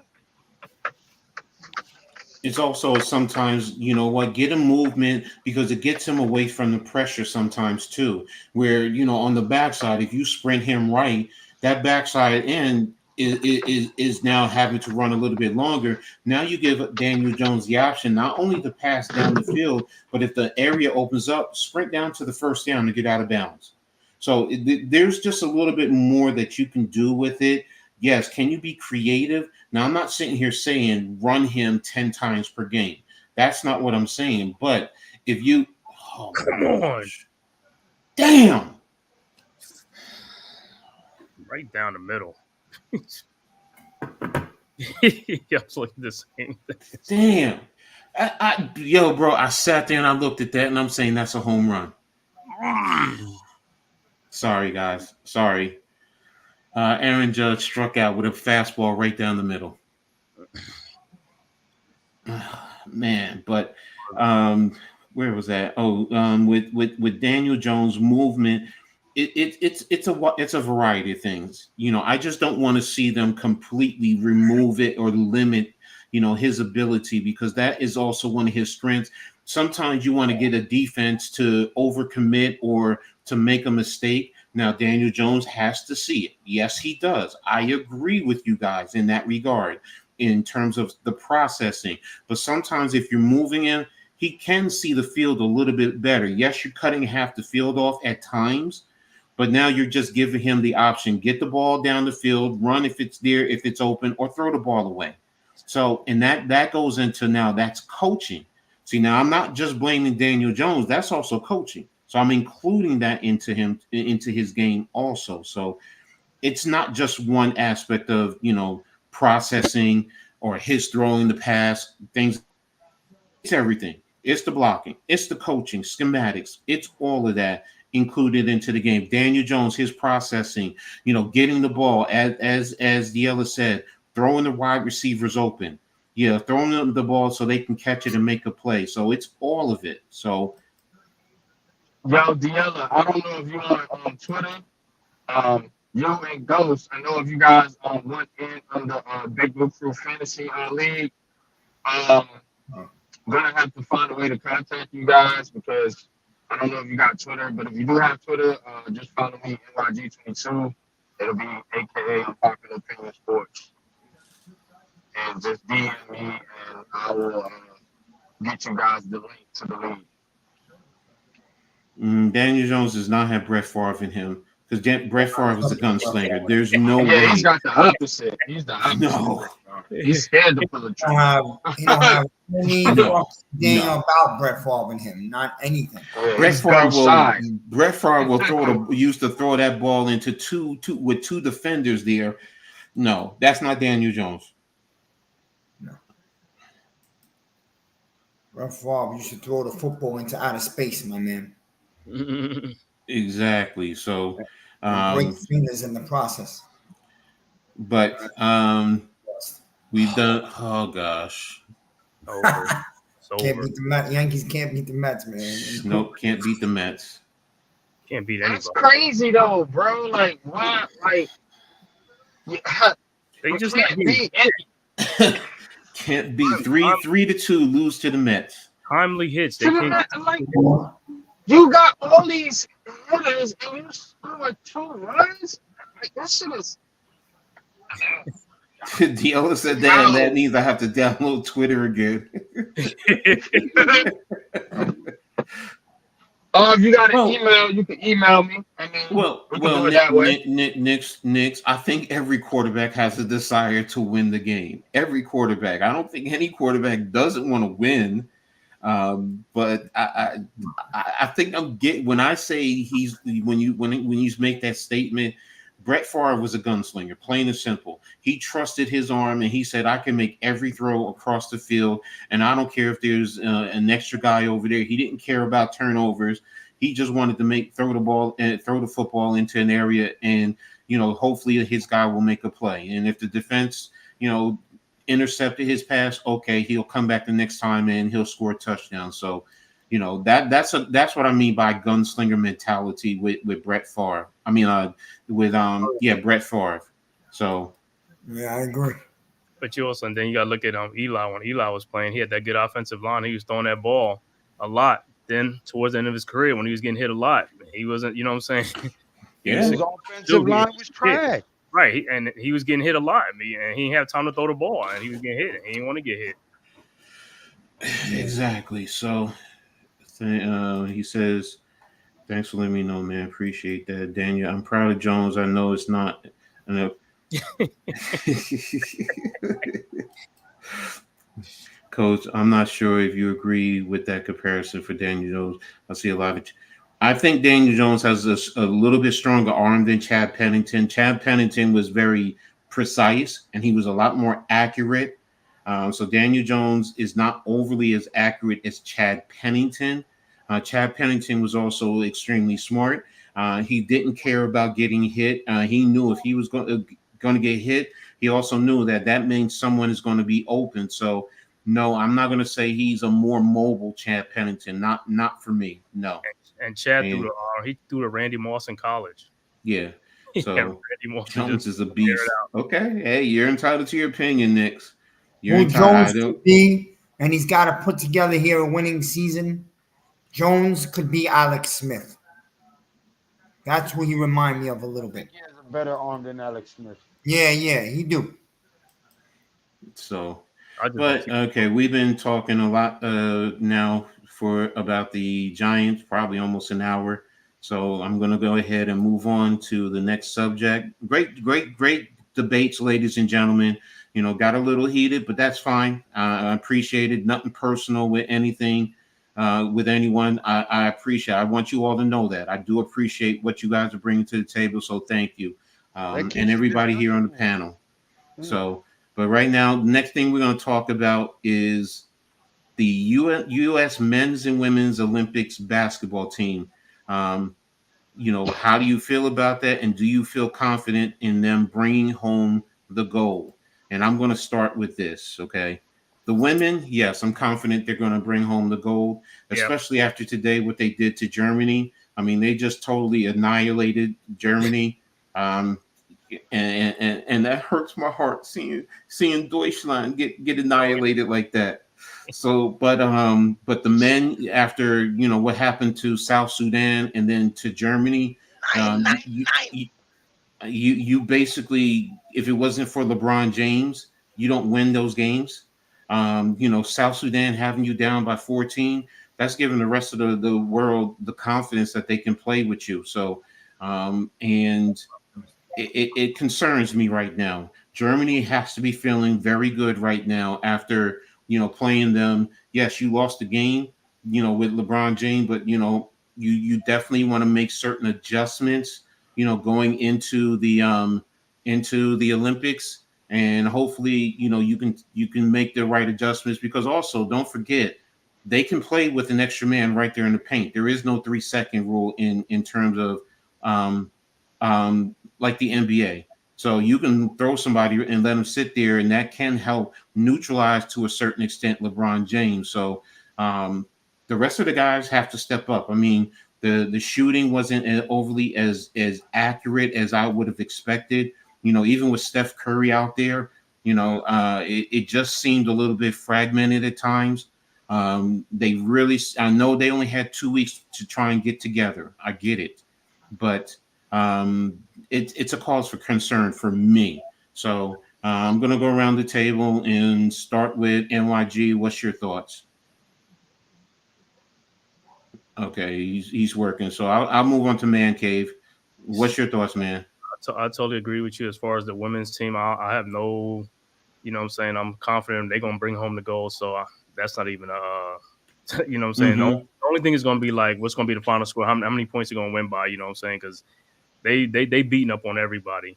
Now the men, the problem with the men team, they got a lot of injured players that's playing that shouldn't even be playing.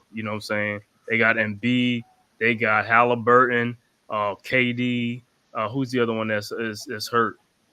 And these are guys that just played in the playoffs. All these guys was hurt in the playoffs. They should be home resting and rehabbing and stuff like that, and getting ready for the season. And they out here, out here playing again to get hurt again.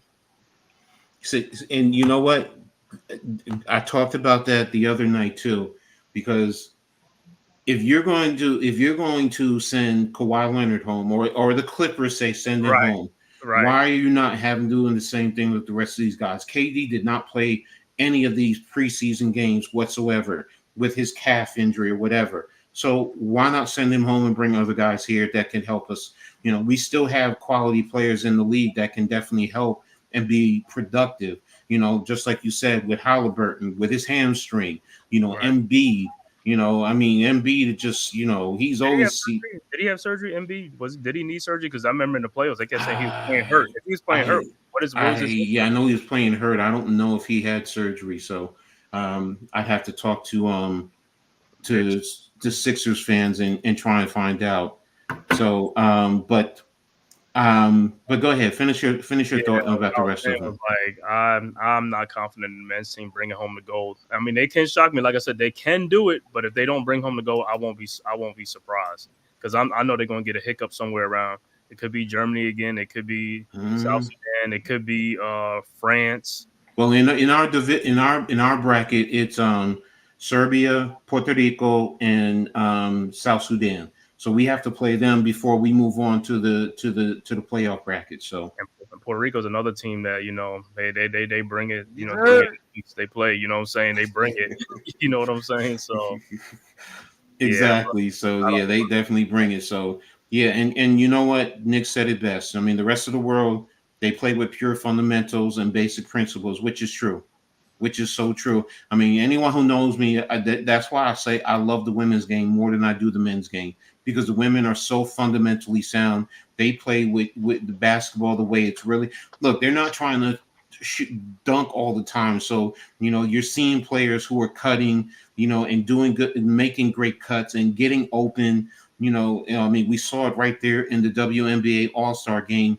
There was a lot of great cutting, good screens. It's just a lot more fundamentally sound. And the game in the NBA, it's just not fundamentally sound. To me, it's always shoot the threes or try and dunks. Shoot the three and try and dunks. We don't even get good touches into the paint to open up other players. Or we're attacking and we're going into double teams. We're not reading, what the defense is doing. So yes, I agree with you, Nix. We lack the fundamentals, and to be honest, that's what the European and internationally they work on. That's a lot of what they work on in the younger days, in their younger groupings. They work on their fundamentals, which is why they are a lot more fundamentally sound than what you see here in the United States. So, and it wasn't even like that, because back in the day when we used to come up playing basketball, it's like if you on a 2-on-1 or something like that, you better take it to the hoops for a layup. No spreading out to the 3-point line for a 3-point shot on 2-on-1 or 3-on-1 fast break. Draw the foul. Draw the foul. He'll call a timeout and pull you out the game. Exactly. The way you get the 3-point is you take it to the rim and draw the foul with an and one, because now you're doing double damage. You're getting a foul on that player, as opposed to spreading out, shooting a 3 and you miss it. Your percentages are lesser when you're trying to shoot the 3 as opposed to attacking the rim. So, let me see what Miz has to add to this. Go ahead, bro. What's your thoughts? I haven't had a chance to watch the Olympics, so I really can't sit here and babble some fake bullshit. I got you. I appreciate it. Yeah. All right. What about you, Lou? Lou? Play most of the games, I Coach. hate to sound like a copycat, but that was my exact answer. I haven't watched any Olympics. I've been painting houses after work and then coaching my son's Pop Warner team, so I haven't had time to watch no TV, not even Hard Knocks. Okay. I got an unpopular opinion. Go ahead, brother. Let's go. For the Olympics, man. Thank you, Nix 100. Hit that subscribe button for all the great content creators of the Big Blue Crew Sports Network. You heard? Appreciate you, Nix. But I think it's setting up for another one of these LeBron James to be the hero situations. It just seems to be like he's the only one out there doing everything. Him and AD, these Laker players. And then, like we talked about the other day, we kind of questioned why some of the people weren't on the roster. Mm-hmm. So, it kind of makes it look like, hey, it is LeBron James's team. Again, one of these narratives. Look, man, I'm telling you, call me a conspiracy theorist if you want to. I got a lot of factual information to back up shit I say. They want LeBron to be the GOAT so bad. You know what I'm saying? They're creating awards for him. Like they're creating shit to give him. Like, okay, now you can get a gold medal. Now you can be the greatest on the U.S. Olympic team. Oh, you can't win an NBA championship? We'll give you an NBA cup. I bet they win it again next year. Who want to bet? You know what I'm saying? So, like, they'll be like, well, I got 3 rings and 2 cups, so I'm almost there with Joy. And it's like, bro, you're not that dude. Like, you're not that dude. You know what I'm saying? So that's my unpopular opinion. As far as the team itself, again, I don't have the right players. They don't have the best players out there. I think you're missing some talent. And I think, players don't want to get hurt. They don't want to get hurt. They're not going to go 150 like the cats from Sudan. Like they ain't got nothing. It's no risk it, no biscuit with them cats. Like they ready to run. They have nothing to lose. West Exactly. players, you're right. They're like, I don't want to get an injury and lose a couple $1 million. So let me chill. But see, Let me chill. I'm going to answer two things. Nimar, I'm going to say this. Don't forget, Jalen Brunson and Julius Randle are coming off an injury, so that's why they're not going to be on the Olympic teams. It makes no sense because they're coming off of an injury. You don't want to get them hurt. So then, as far as the Knicks, they don't want to lose their best players, and then you don't have them going into next year. So no, I can't see that. But to your point, NYG, there's one factor as a coach that I've always told my players. You can't be afraid of injuries. You got to go out there and play like there is no tomorrow. Play each play like it's your last play. If you play like you're afraid to get hurt, no, I know, I understand that. I understand a lot of players aren't, but that's the problem. That's my point. Where if we start telling players to play like there is no tomorrow, play like it's your last play, then to your point, I'm gonna land a plane here. To your point, the women play like that. Yes, exactly. That's where I was going. Fucking play like that. We just saw in the WNBA. Exactly. The women play like they putting it, as I like to say, balls to the wall. No pause. Balls to the wall. You play like that because you're playing like you're not afraid. Period. And the women show that they're not afraid to play. But the men are, they want to do all this fancy stuff and don't play no damn defense. But the women are showing you in an all-star game, they're playing physically, they're playing fundamentally sound, and they put on a phenomenal show. So that has nothing to do with it, man. It's about the love of the game. No, it's balls to the wall, bro. I know what you're saying, but it's balls to the wall. I've always said balls to the wall, so. I don't want no fucking Knicks and no bullshit Olympics. You hear me? Because we got a fucking championship to win next year. I don't know what you're talking about in the chat, man. I don't know. This don't mean nothing to me. I waited 50 years for the Knicks. Do not be throwing our players out there. I think Iman was saying like the women are doing this and they're not even making that much money. They having so much fun, you know what I'm saying? Then I apologize. I apologize, man. So yeah, you're right in that regard. So you understand these basketball players now I'd rather not have my stars playing in this, to be honest with you. I know what you're saying. You can't be scared of injuries, but the guys are coming off of injuries, like you said. I'm not talking ones who are coming off of injuries. I'm talking about you're playing like you're afraid to get injured. No, you play. Man. Like, let me ask you a question. Is the USA team men's? Are they playing like they don't want to be injured, or are they playing like we're USA and we're better than everyone, so we don't have to go full 100%? We can go half-ass and still win. No, I don't think it's that. I think part of it is they only had 2 weeks to get together, and then you're playing games. That's a small part of it. Both. I don't want to say that they're afraid to get hurt, but it does come across that way.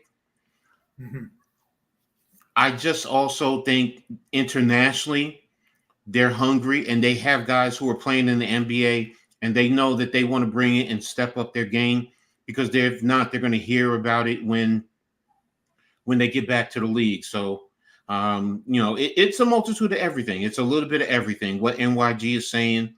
Think about it. You have Giannis playing, you have Jokic playing, you have Team Canada that has a lot of Jamal Murray, JR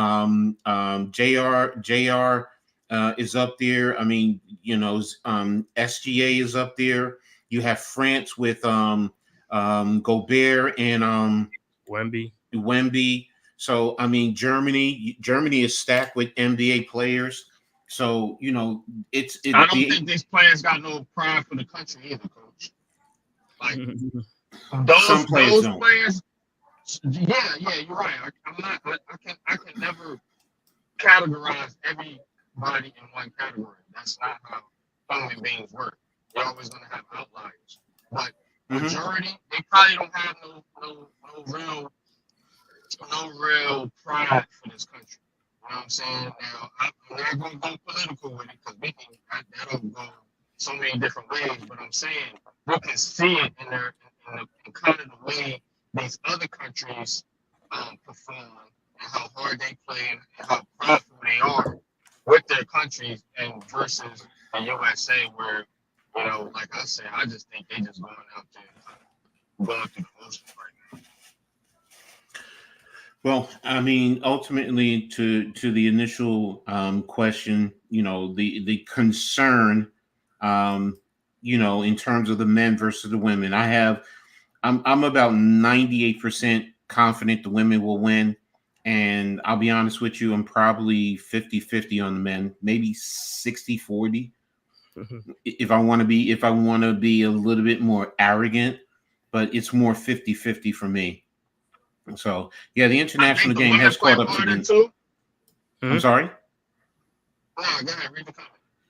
No, I was just going to say. No, he said the international game has caught up to the NBA in the United States, and it's not as big of a gap like it used to be when basketball first came to the Olympics. No, I agree with you in that. Yes, in terms of the men's game, the international game has caught up to the United States men. Yes, they definitely have. So. And you know, they're not afraid. Like I said, they're not afraid. And you have some of the elite. It's not in. That's the other thing. You have elite players on these international teams. Like I said, you know, I just told you quite a few of them. So they're not afraid of what the United States has to offer, and they instill that to the rest of their team. And then of course their coaches, you know, really push the narrative. You know, because they want to prove that they can compete against the almighty United States. So, you know, so it's a lot of different factors that fall into that. Now I got you, Miz. You know, just tap back in when you're ready. So, but yeah, that's a great point, and you know that you brought up NYG, and you know that's a big factor. So, I still expect them to bring the gold home. I'm not gonna lie to you, you know, but you know, my confidence is not, you know, like this is the '92 Dream Team. Wow, we got this in the bag. I ain't gonna lie, we got this in the bag. You know, shine it up right now. I'm sorry. Talk about the women playing, coach, and how they play, you know, and how physical they play, and how you know better they look than the men. It's because they're hungry. They have more to gain. Well, it's also the fact of the matter, to be brutally honest, they just lost in the whatchamacallit. So that's another factor. I don't even think if they won. Oh yes, it is. Diana Taurasi said it. She said this shit hurts. She said it right after the game. She said this shit hurts. Bro, I understand what they're saying, bro, but what hurts more is you get your ass kicked by Sudan. That's what's gonna hurt more. You know what I'm saying? So, no, I'm not saying this. I just don't think that's factoring into the way they're playing and the way they're performing out there, or at least for that game in the Olympics and the exhibition, because I think they play harder and they have more to prove. They have more to gain from being. I think these NBA players just don't give a shit. They're already making millions of dollars. Yeah, it'll be cool to win a gold medal. Okay, cool, but that's not, to them, that's probably not even worth more than an NBA championship. You know what I'm saying? So like, I just see the NBA mentality of the NBA player being different than the WNBA player. I feel like them ladies is going out there like, I'm trying to get it. Because if I can do good here, you know what I'm saying? I'm gonna get shine. I'm gonna get endorsements. I'm gonna get this. I'm gonna get that. But NBA players already got all that shit, bro. They're already locked in. They're rich. Well. This is where I'm going to give you pushback, because those women in the WNBA, they have endorsements. They all have sneaker deals now. Aja Wilson, Stewie, Sabrina, they all have sneaker deals right now. So, and they have plenty of endorsements now. They are sniffing the amount of money. I'm not. That's what I'm talking about, bro. But you said they will get endorsed. You said they will get endorsements, and I'm saying they already have the endorsements. That's if somebody, I'm saying somebody there might shine in the Olympics that doesn't have an endorsement. You're saying everybody on the team got endorsements and making the same money? Nah, That's it's what not. I'm saying. Like The women have they have more to benefit from doing good in this Olympics. The men don't. They don't care. I'm not saying they don't care, but I don't think they care as much. That's See, the thing about we're bringing economics into the Olympics, and what I'm trying to get across is they're not getting paid for the Olympics, so it's not about that. I get what you're saying about the endorsements. I get that. That's why I'm saying they're still getting endorsements to a certain extent. Now, an endorsement deal is an endorsement deal. I don't think that a Stewie, if she's going to get $10 million and a LeBron, well, not LeBron. I'm not going to use LeBron, but let's just say Anthony Davis, for that matter. If he gets $15 million off of an endorsement deal, it's $5 million, but they're still getting money. So that's where I don't think the endorsement comes in the equation. Now, if you want to say pride in your country, I'm not going to argue with you there, because it does come across at times that, they don't seem like they have a lot of pride. But in the same token, I still think that they're still trying to figure out their rotation, who's playing where, who's doing what. And then when you have to, crunch time, just give it to LeBron. But then again, if you're going up against Giannis in the finals, Giannis can handle he can play. He's played against LeBron, so he knows how to play, and he knows what he can use in terms of his length and his size against LeBron. LeBron will just use his strength for that matter. So, and that's what I don't want to see us do consistently, because then it's easy to defend. Because I said it before, where is Embiid? He's probably, everyone always talks about he's the best big man in all of basketball, either him or Jokic. Well, why isn't he dominant when he's in there? He just looks so lost, when he's out there playing. So, and that's my concern. Well, go ahead, man. What were you going to say? When you win a gold medal in Olympics, I think they get paid like $37,000 each. Really?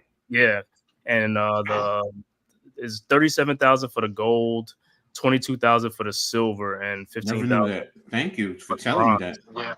They make most of the endorsement deals though on the back end. That's what I was trying to say though. You win that gold medal, you like $37,000, but you really gonna make your money off the commercials, the Wheatie boxes, and all of that. But think about the $37,000 and compare that to the women's salary. How much are they making? That's like goddamn a quarter of their salary, isn't it? Right. No. I never knew they were getting money. Yeah. So that's the point. So yeah, you're right. Yeah, they do get money. Look at Simone Biles, the gymnast. Like, she's getting paid. Again, I did not know for the Olympics the athletes. Yeah, I didn't know you knew that. Yeah, I did not know that. I always said that, and I've always been. They're amateurs. They're considered amateurs in a sense. They don't play for free. Right. So, okay. Hey, yeah, you guys taught me something. So, because I know going all the way back in the day, they never got paid.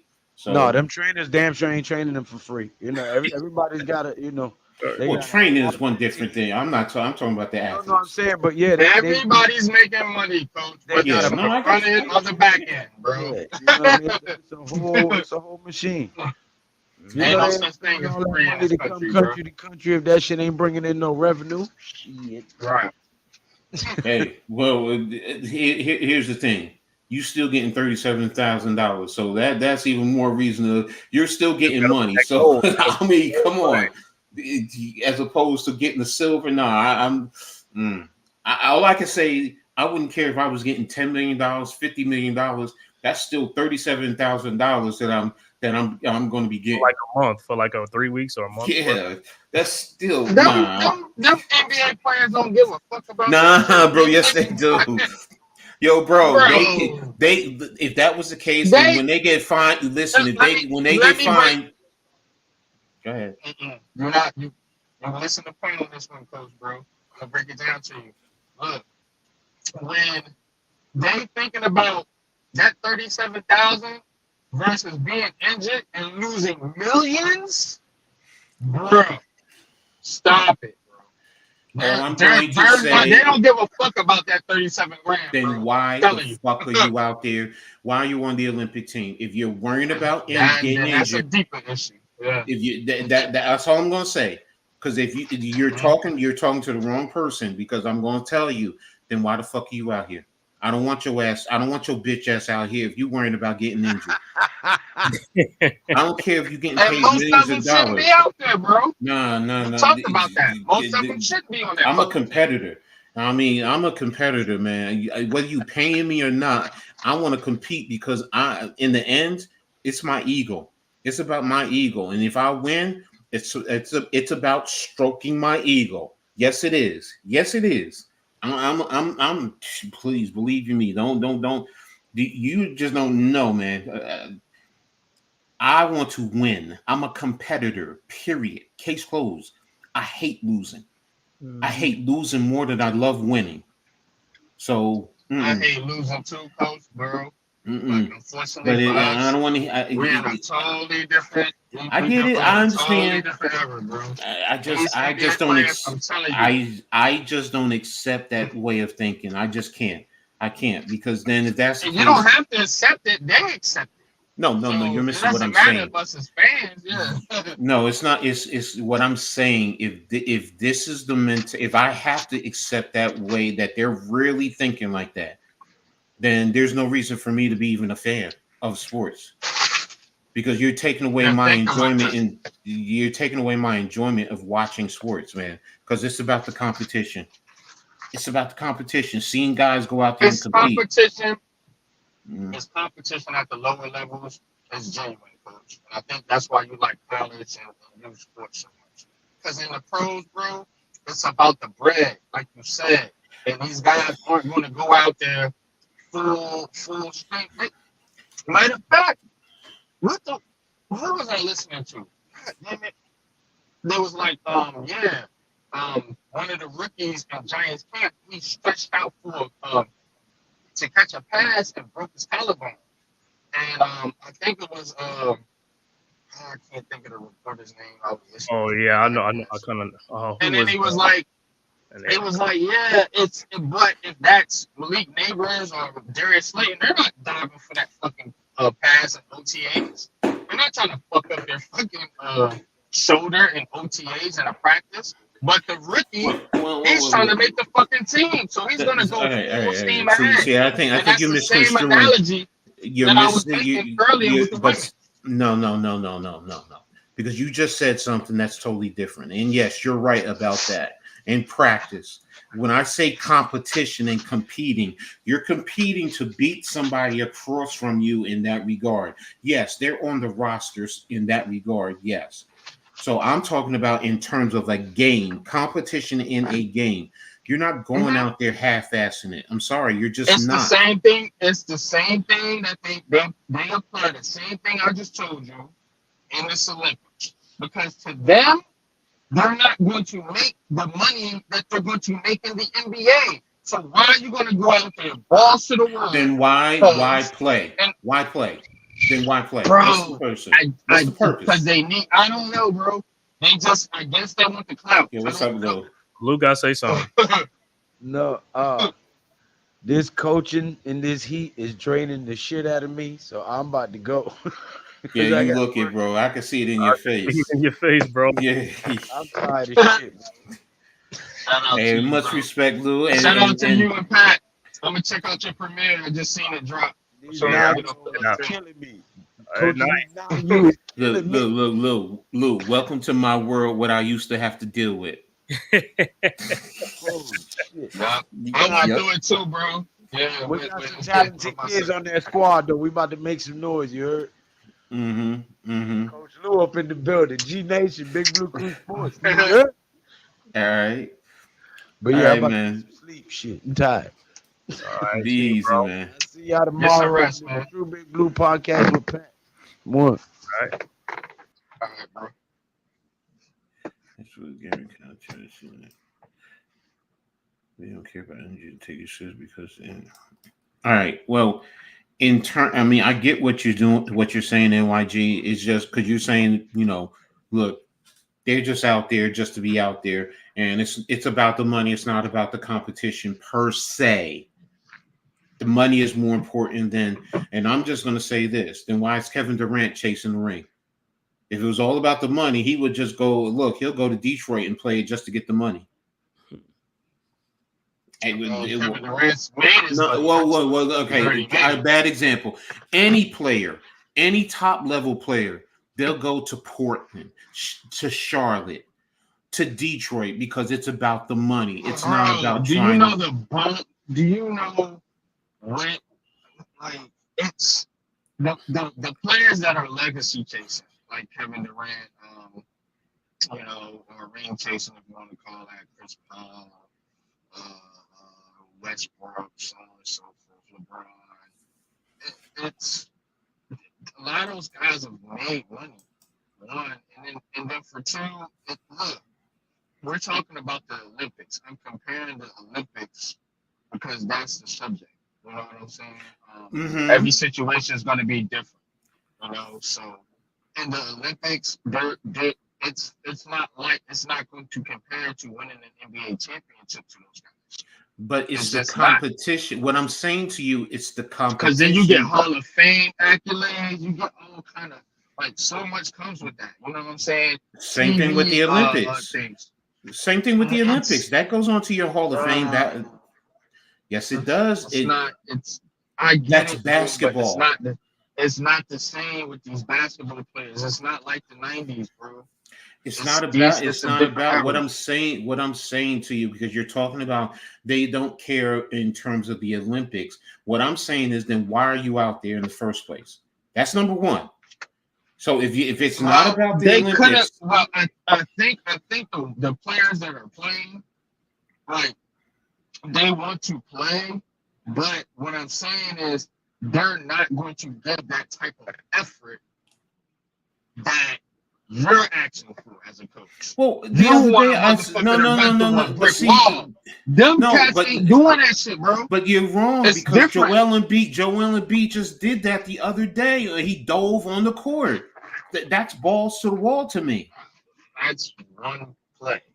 That's not something. Okay. That's not something to where I'm looking at these players and so, like, look at the effort that the other countries are giving, bro.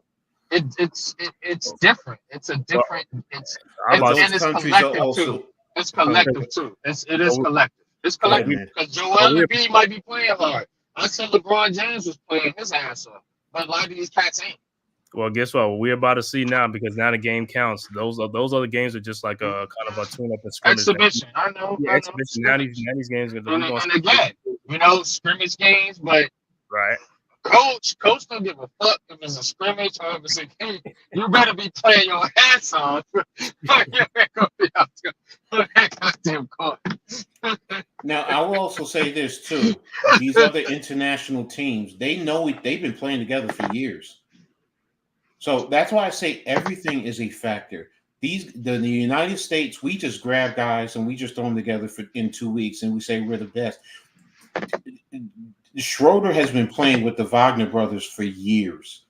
They know each other. And that's the thing. That's the disadvantage of the United States. We don't have a national team. We take guys from the NBA and throw them on the team, as opposed to, you know what? You're supposed to get a national team and let them play together for years. This is the team. You know what? For the next 4 years, you guys are going to be the national team. So look, this is what we're going to do. We're going to practice, so on. Even in the off season, we're going to be doing some workouts, even if it's just walkthroughs, just so we can get to some level of continuity. These other international teams have been playing for years. So they know exactly if he's cutting, they can look at each other and they can say, okay, I know exactly what he's going to do. Where I saw against Germany where Anthony Davis was cutting baseline, and I forgot who it was trying to kick it out to him because he saw him on the wing, and he didn't realize he was in the paint. So Anthony Davis was crashing to get a rebound. So take the ball up to the rim, and he's there to back you up. Where as opposed, and that's what I'm getting at. So it's tough. It's tough for our teams internationally, because that's what also messes up the effort, because guys really don't know how guys are or what guys are going to do, how they're going to cut if they see this. So, but to your point, NYG, yeah, you scale it back a little bit because you're trying to figure out, and that's where the international, yeah, they're going to play together. They've been playing together for so long, so yeah, it's going to be more. So, I just wish we had the international team playing together for 4 years. Like after this Olympics, we should. I wish we had some dogs, bro. Like, I'm sorry, man. Tyrese Halliburton, Derek White. It's just great. It's just very underwhelming roster, man. You know what I mean? To be honest with you, man. But I think that's one of the things. And then the other thing is too, a lot of these guys, again, they are going to protect themselves just a bit, because they know that they got to play an 82 game season right after they get done with this Olympics shit. So, it's tough. The United States that they put these teams together 6 weeks. Yes, I do think it hurts. Like that, and Anthony, yes, it does hurt. It definitely hurts that, what, we don't, that goes to what I'm saying. We don't have the time together. So, but, we're going to see, hopefully, we will bring the gold home. That's all I can hope for, because right now it's a concern. But we're going to get into just one more segment before we get into Coach's Corner. And it's Summer League standouts, and I'm only going to focus on the Nets and the Knicks. That's it, because It's heart of the city. So, and for the Nets, it was Jalen Wilson. He was Jalen Wilson and Keon Johnson. Wilson won the Summer League MVP. So, were you able to catch any of his games or any of their games, NYG? I've seen some highlights. It's been kind of tough for me to watch the Summer League, but I do watch the highlights. I do listen to Leaf, big fan Breezy and the fellas over there, man. So shout out to them. They've been kind of all over that stuff. But Jalen Wilson, man. I like this kid, Jalen Wilson. Trying to bring out his stats for the Summer League. I think I had it posted on one of my posts on Twitter, but he's been the best so far out of the Nets players. Let's see if I can find it. Oh yeah, right here. 4 games played, 31.5 minutes, 24.3 points per game, 5.3 rebounds, 1 assist, 46% shooting, and 56 from 3-point land. He is a sharpshooter, shooting 88% from free throw land. So again, man, I think he's a better version of Cam Johnson.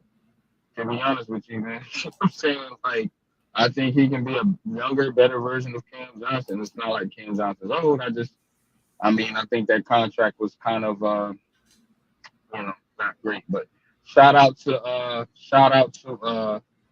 Jalen Wilson and Keon Johnson. I think they gave him a contract.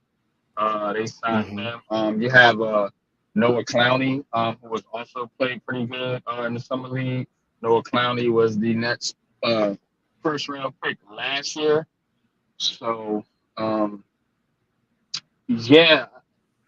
think the Nets got some good, promising young stars here. Well, not stars, but young pieces here. And Summer League is showing that. But again, this is going to be a figure it out year for the Nets. They're going to have to figure out what young players they're going to move forward with. We're already committed to Nick Claxton. He signed.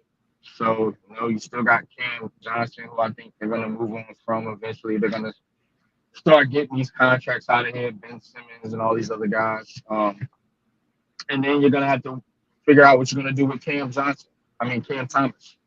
So, having Jalen Wilson, having Keon Johnson, Dariq Whitehead, some of these other guys some of these other young players is going to be key for the Nets, as they start to rebuild this roster and rebuild this team. But so far, so good, man. Jalen Wilson is money. He's money, man. He can shoot. That dude can play. That dude can play, man. I want to see him get some NBA minutes this year. Okay. Let me real quick just answer what you call a question that I have highlighted. I'm not familiar with the WBC, so I can't really tell you. It says, Coach, do you think the mentality of these basketball players that you the national team and the baseball players that you're seeing play for the United States WBC is different because of their fully guaranteed contracts? That's why you see them play full hard all the way and not worried about the injuries. Again, like I said, I don't know about the WBC, so I can't answer. Baseball, yeah. I mean, but both. I mean, basketball and baseball, they both fully guaranteed contracts. So then I if that's the case, then no, there should be no difference in terms of I just think in the national team, part of it is the amount of time. So, but again, we're getting back into the summer league, so we can start closing this out. Now, as far as the Knicks, Cave, what's your thoughts? First of all, I'm going to go into the guys that I think were, key to the Knicks is Pacome Dadier, Ariel Hekporti, and maybe Rokas Joe Kubor. He signed with the team overseas. So so he's gone. Tyler Kolek and Jacob Top. Dimitro Skapenskiv. Jacob Tokin. I don't think Dwayne Johnson is going to make the roster. He might get an invite, but I don't think so. But what's your thoughts in terms of the summer league? The guys, who impressed you, and in terms of their play, who do you think stood out the most for you? First of all, salute Mosley. What's going good, bro? As far as the Knicks, of course, Tyler Kolek was the one. That's what I was watching the whole time, just to see how he runs the team. Because like I said, we do need that secondary playmaker off the bench, somebody that could get these guys in their sets, and that's all I was looking for. Mm-hmm. And when you got a guy that's going to have 30-something assists and less than 8 turnovers in summer league, like I said, it's only summer league, but hey, man, it was some games he had 10 assists, no turnovers, you know what I'm saying? Mm-hmm. So that's all I was looking at, mainly some of his passing and stuff like that, throwing guys open and stuff like that. So I was really, happy with that, you know what I'm saying? Because like I said, Deuce is nice, but, Deuce is more like a combo guard. So if we got a point guard that's good, run the team and stuff like that for Spell Brunson, that's all I care about, And then also the center, he was okay. What's that? Skavinsky. Wait a minute, Scott Pinstead. Yeah, and also Pacome Dadier, our first round pick. Like I said, I like his size. He's a wing and stuff like that. He didn't shoot particularly well, but like I said, I like his aggression and things like that. And he's gonna be good. I think he'll be all right. He just needs to get acclimated and get with NBA game and stuff like that. But like I said, Kolek is definitely going to be, on the second unit and stuff like that. I even see reports where he'll be the backup ahead of Cameron Payne, you know what I'm saying? But, that's just for right now, how that go. But like I said, Pacome, he'll be back and forth with the G League, but I expect him to be on the team and stuff like that too. So those are the two, Kolek, Dadier, and Skavinsky, whatever his name is. Well, I think actually Hekporti probably will get more opportunities over him. Now, Hekporti will probably definitely be in Westchester, I think. So you're right about Kolek. He's on the roster. There's no doubt about it.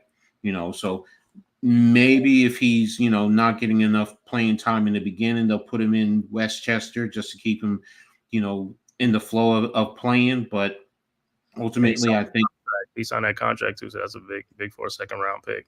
Yeah. So, like I said, Jacob Toppin will probably be in Westchester. Dwayne Washington, unless he gets picked up somewhere else, he's probably going to be in Westchester. Because Pinstead, Westchester, he's headed. But Dadier definitely going to be on the roster.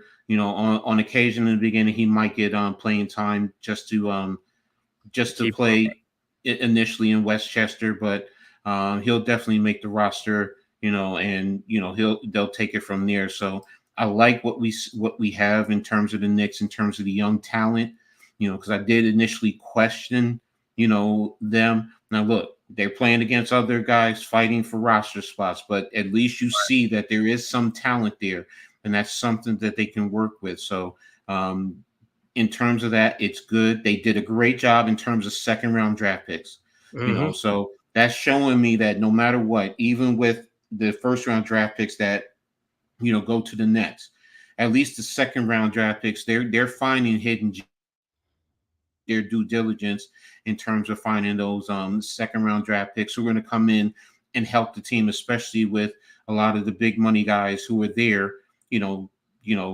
basically you're going to be on the roster. So, and it's also leaves the question, which I understand why there are fans who are questioning Julius Randle being traded.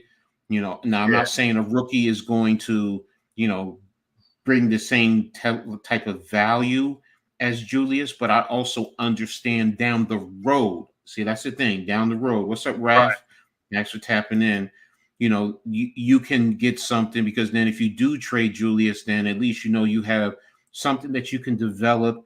And then again, you have other key players on the roster who at least can, fill in a sense, whether it's OG moving to the 4, because they want to do that, 5 out, situation, Bridges, whoever. So you still have Hart, you have Dante. So, there are certain things that you can do in terms of this roster, in terms of youth, along with the veterans. So, future looks decent. It looks good for the Knicks. I don't want to say decent. It looks good for the Knicks. So definitely, can be excited, but we still have a lot of work to do, going forward. So, but yeah, from the summer league, that's what I definitely am taking. So, but just wanted to touch on that. So now we're just going to, unless you guys, NYG, man, K, if you have anything else you want to add in?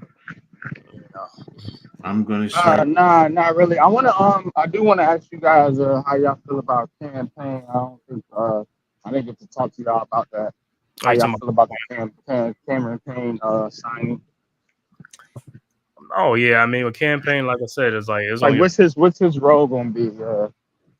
Well, he's going to be the backup point guard, but like I said, with Kolek playing like this now, Kolek might have moved past him, but then again, you just never know. You know what I'm saying? Because Cameron Payne does have NBA experience, and he's a 9-year vet. So I expect him to play. You know what I'm saying? Unless something happens or something like that, but I expect him to play. You know what I'm saying? So for me, I like the deal because it's a veteran minimum. It wasn't no big deal. You know what I'm saying? So we'll take it. That's all. Exactly. So I'm with you. Cam. I figure he's going to be the backup. He's going to bring energy. He does brings. He can play a little bit of defense. He was streaky at 3. At times. He definitely can bring it. He can definitely produce. But I'm not expecting him to be that scorer from the second unit. That's going to be Devo's job right there. Maybe Deuce.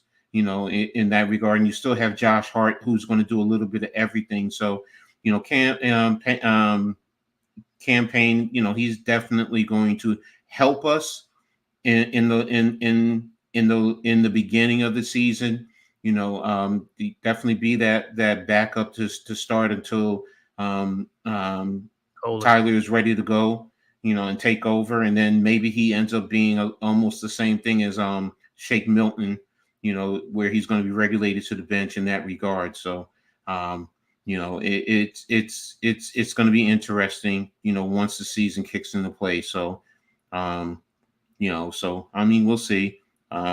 We still have work to do because, Philly also getting Reggie Jackson, I'm like, okay, so they're trying to one up us in a sense. So, right. That's what it seems like. So, but that's another story. So, but yeah, I'm cool with Payne, so it's a good veteran pickup. So,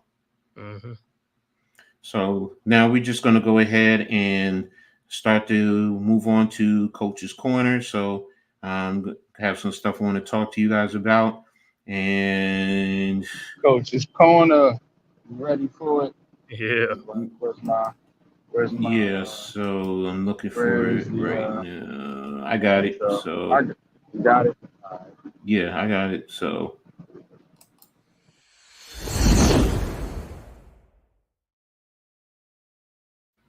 wait a minute.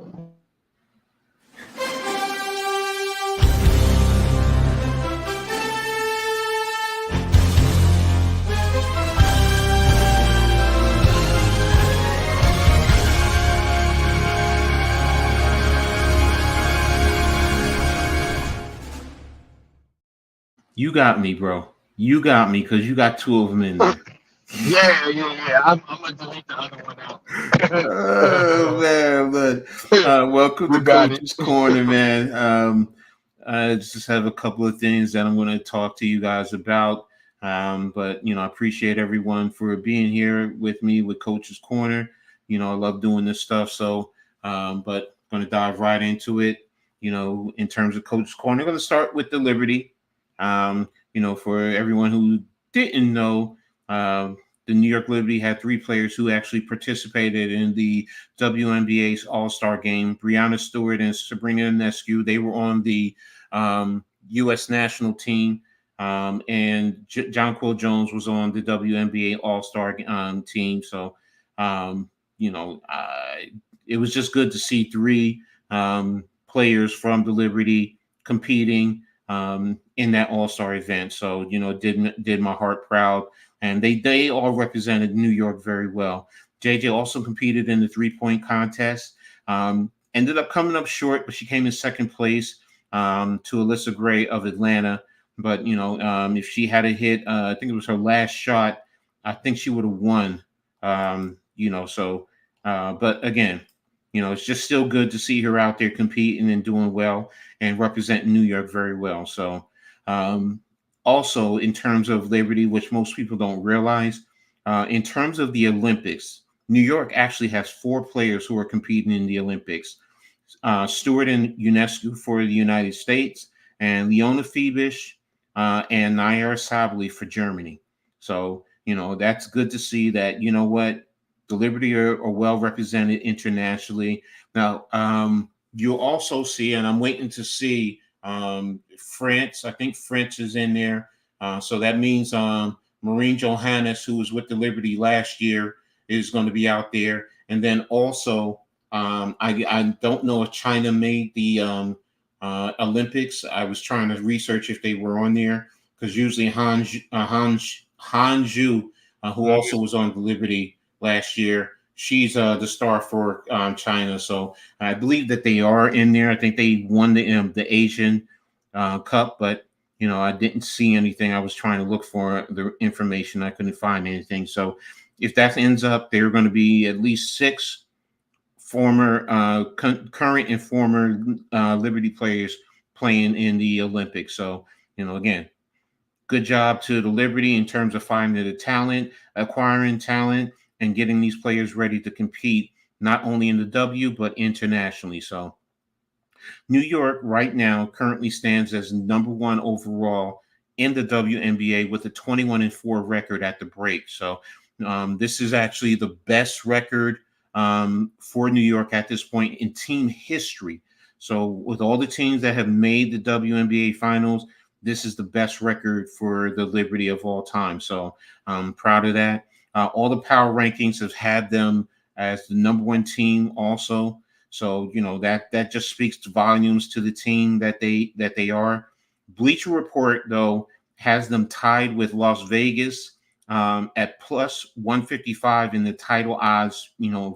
Going into the final stretch after the break. So they're basically saying they're expecting New York and Las Vegas to end up playing in the championship game again. So we're going to see if that plays out that way. So going to talk about a little something that led to me saying this, but if it ends up going that way, and I do honestly do think that way, but there is a possibility it doesn't go that way in the end. But Vegas getting Chelsea Gray back has been a big igniting and a contributing factor to them starting to improve. So that's what I have on the Liberty. Now I'm going to go into the WNBA itself. Again, WNBA All-Star Weekend was exciting. You know, it was an exciting weekend. These ladies put on a show. Friday night in the skills challenge, it was exciting. You know, seeing these players out there, even seeing Brittany Griner out there. You know, she well deserved, especially after what she's been through competing in the skills challenge. And then in the 3-point contest. Now, one of the amazing things, Alyssa Gray of Atlanta ended up winning both of those contests. She won the skills challenge and the 3-point challenge. And that was the first time that's ever happened. So, and for me, it was well worth it. So kudos to her for winning that. You had a question, NYG? No, I was gonna say Jonquel Jones was right there, man. She almost won that 3-point contest. That's a center.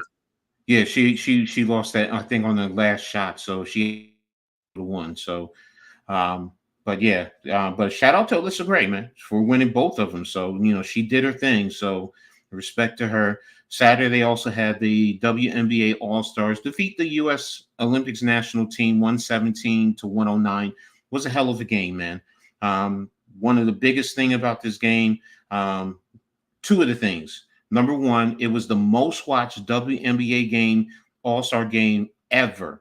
You had 3.44 million viewers tune into the game, and it crushed the old record. It was a 21-year-old record where it was 1.4 million viewers in the past. So that speaks volumes to you know what this game actually did, and the women's game as a whole, because right now it's in the upswing, and it's great that fans are tuning in.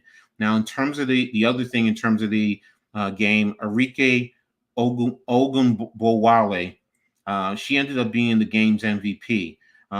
She ended up scoring 34 points, and all of this in the second half. She had 0 points in the first half, but put on a show in the second half. She scored 21 of her 34 points in the third quarter.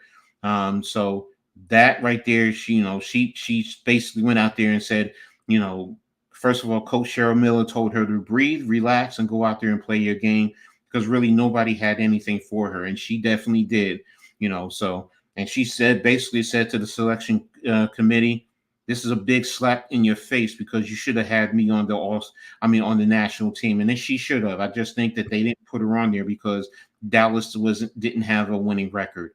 And right now, it should be the best players in the league should be out there.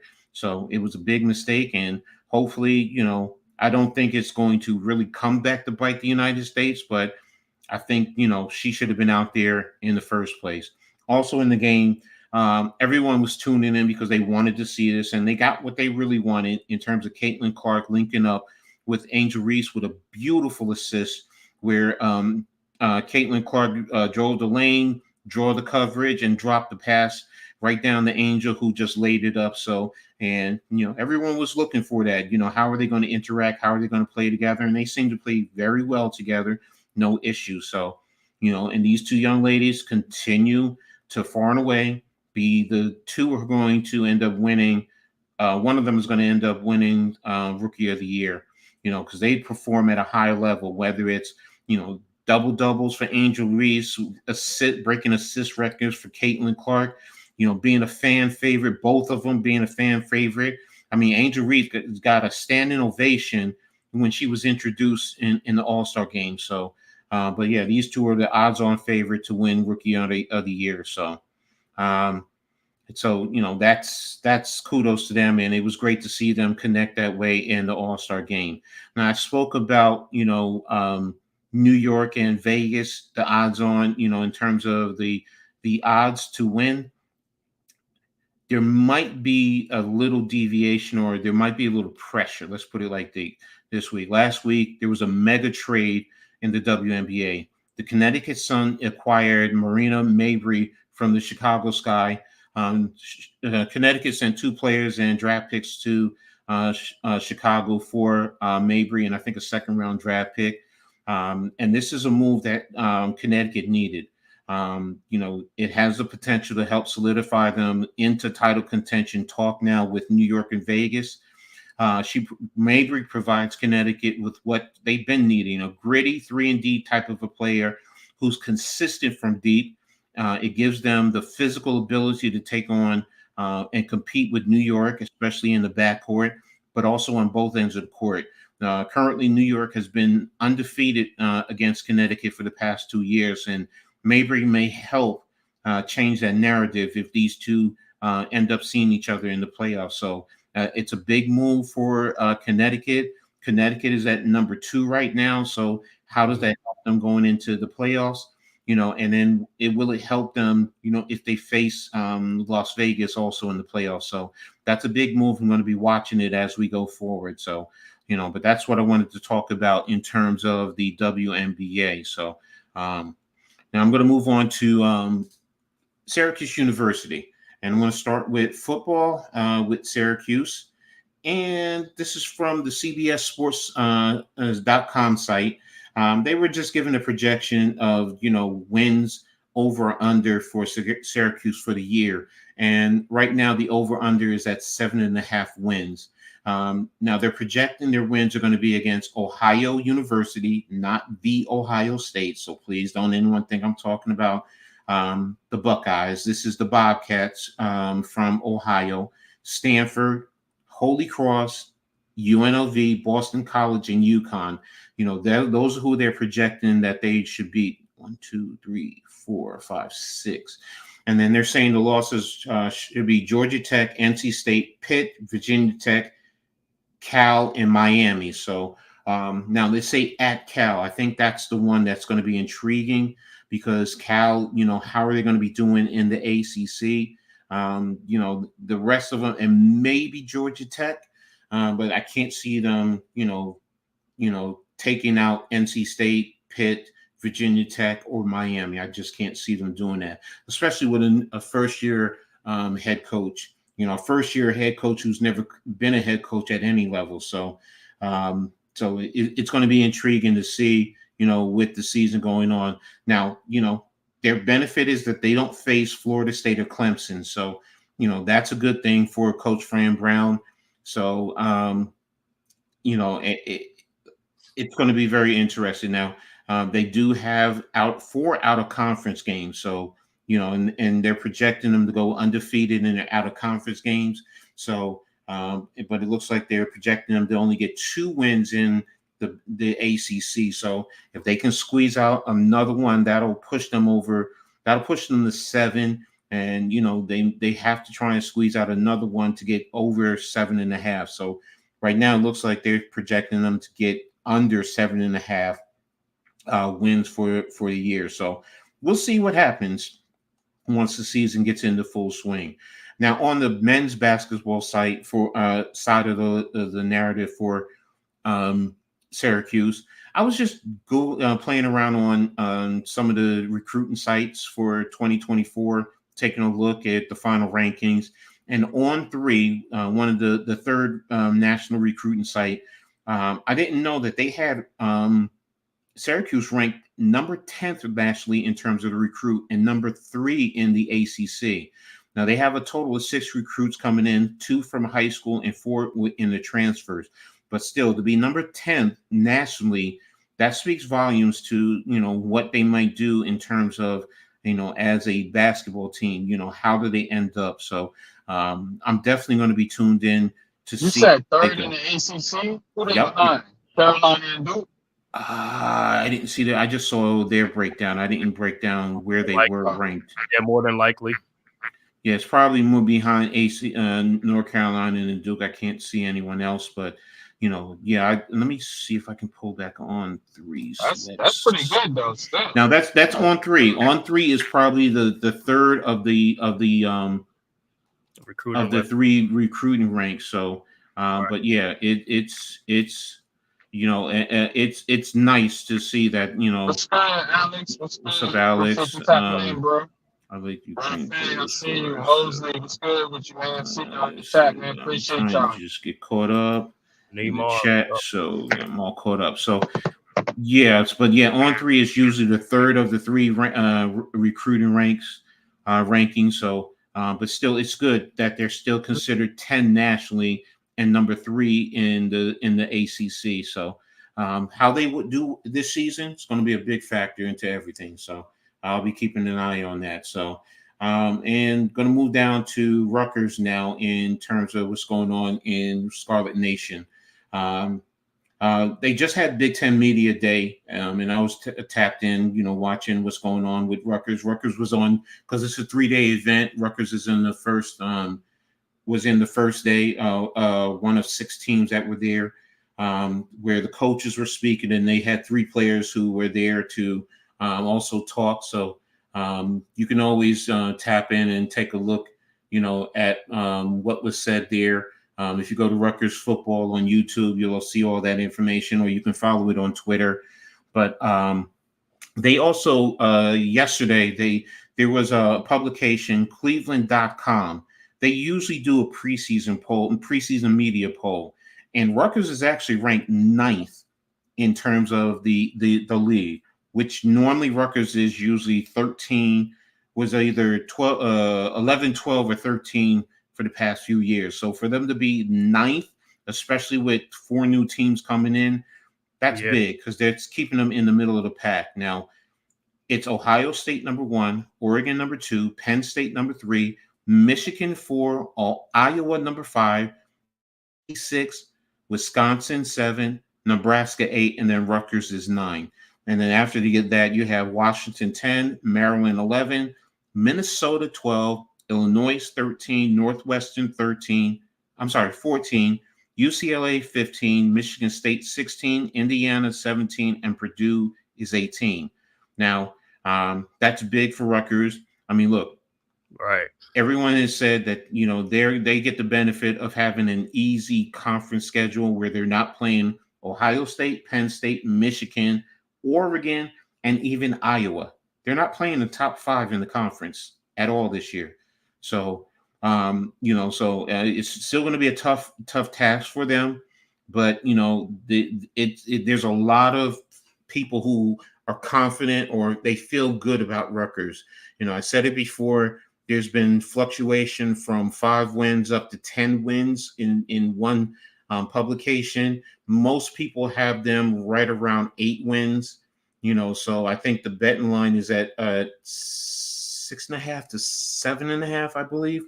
But that's still good for Rutgers. So as long as they follow through, right now on the 2D chart, because they spoke about it, they're stacked with seniors, and that's a good thing. And Coach Shiano, in terms of talking about the roster, here's a quote that he said: "We've been filling the pipeline since we've got there with quality young men and quality football players. And I believe now the pipeline is close to being full. Although some of it is still young, we have an experienced group at the end of the pipeline." So he's talking about the seniors. We're going to have a lot of NFL players that come out of this season. And to me, anytime we've had great teams come out of Rutgers, they've been made of NFL players. And he's right. He's been right. If you go back to 2006, that team was full of NFL players. And most of you guys know that, whether it was Ray Rice, whether it was the McCourty brothers, Courtney Green. I mean, I can go down the list. Anthony Davis, even quarterbacks. And, at that time, he ended up going tight ends, wide receivers, Kenny Britt, it's this class is going to be filled with a lot of NFL caliber players. So now he was also asked about Kyle Monangai, because during the interview, Jake Butts, former Michigan tight end, he alluded to it quite often. He said it amazes how you have the returning Big Ten. Who was it? Jake Butts. Jake Butts, the tight end? Yo, yes. Super Pause. What do you mean, Super Pause? No, that's his name. What are you talking about? Butts. Yeah, that's what I'm saying. Jake Butts. His name is Jake Butts. Oh my God, they ain't do that dude no favors. Oh no, yeah. He's still in college? No. He's what you call a commentator for Big Ten right. Network. Jake Butts, the tight end. Yeah. I remember. You can't make this shit up. when he's at Michigan. But he basically said Howard's Kyle Monangai is being slept on. He said with all the other running backs, Monangai is the returning Big Ten leading rusher, and people are sleeping on him. And Coach Fiano said, I say 98% of the time, when he's talking about him, why he's a good back is his vision, but he's also falling forward. He's falling in the right direction. And basically his running style matches Rutgers' identity, which is it's a big factor. It's a big thing. So, kudos to Jake for identifying that.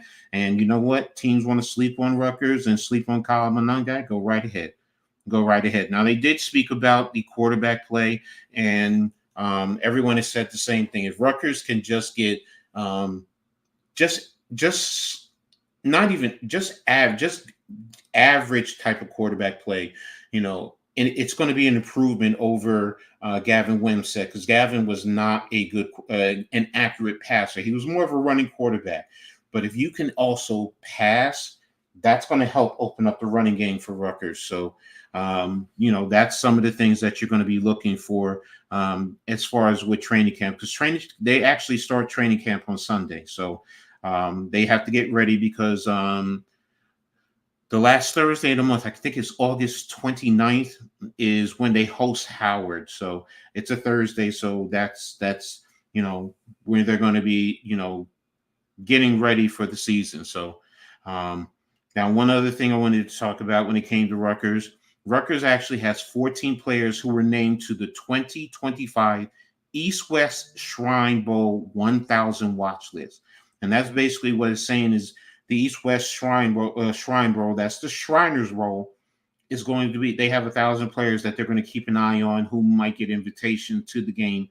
When it comes to bowl series, the all-star games, those type of things. And the Shrine Bowl has been around for many years, going back to when I was even playing in college. So, that's a big thing. So, but the players who they're watching are Tyreen Power, linebacker, Kyle Monangai, running back, Holland Pierce, offensive tackle, Mohamed Toure, linebacker, Dymere Miller, wide receiver, Flip Dixon, safety, Wesley Bailey, defensive end, Robert Longer being cornerback, Nycene Brantley, wide receiver, Desmond Igminosu, safety, Austin Riggs, long snapper, Aaron Lewis, defensive end, Ethan Kalimanis, quarterback, and Shaquan Loyal, safety. So that's big, though, to get 14 players that they're going to be keeping an eye on, because, again, that goes back to what Shiana was saying, the amount of NFL caliber players who are coming out of this. I'm going to be watching Kalimanis because I think he still has another year, so he still may stay depending on how the season turns out, but we'll go from there. I found it also interesting, Jerry DiNardo, one of the analysts for the Big Ten Network, when they were talking about the conference as a whole in comparison to the SEC, and I just found this intriguing. He said, most people don't realize the Big Ten covers 45% of the country's population in terms of coverage. And I was like, wow, that's amazing. That's almost half the country. So, that just speaks volumes. Number one, we may not like it, but this speaks volumes to where the direction of college football is headed. Now, Commissioner Petitti did say that he's not focused on expansion. He's only focused on the 18 teams that are in the conference now. But you know what? It's going to come eventually, whether it's 5 years down the road or 10 years down the road. So, but right now covering 45%, that just speaks volume, and that goes right to its TV deal. So now in terms of basketball, I did take a look at the ranks also for Rutgers with On3. Nationally, they're 5th, and in the Big Ten, they're 1st. They have a total of 9 recruits, 5 high school and 4 transfers. But one of the other things I found interesting in looking at this is the average NIL payouts for the players that are there for Rutgers. For 2 players, the average is $638,000. Duke, who is number 1 in terms of the ranking, say what? The NIL payout for 2 players is $638,000. Ace Bailey and Dylan Harper.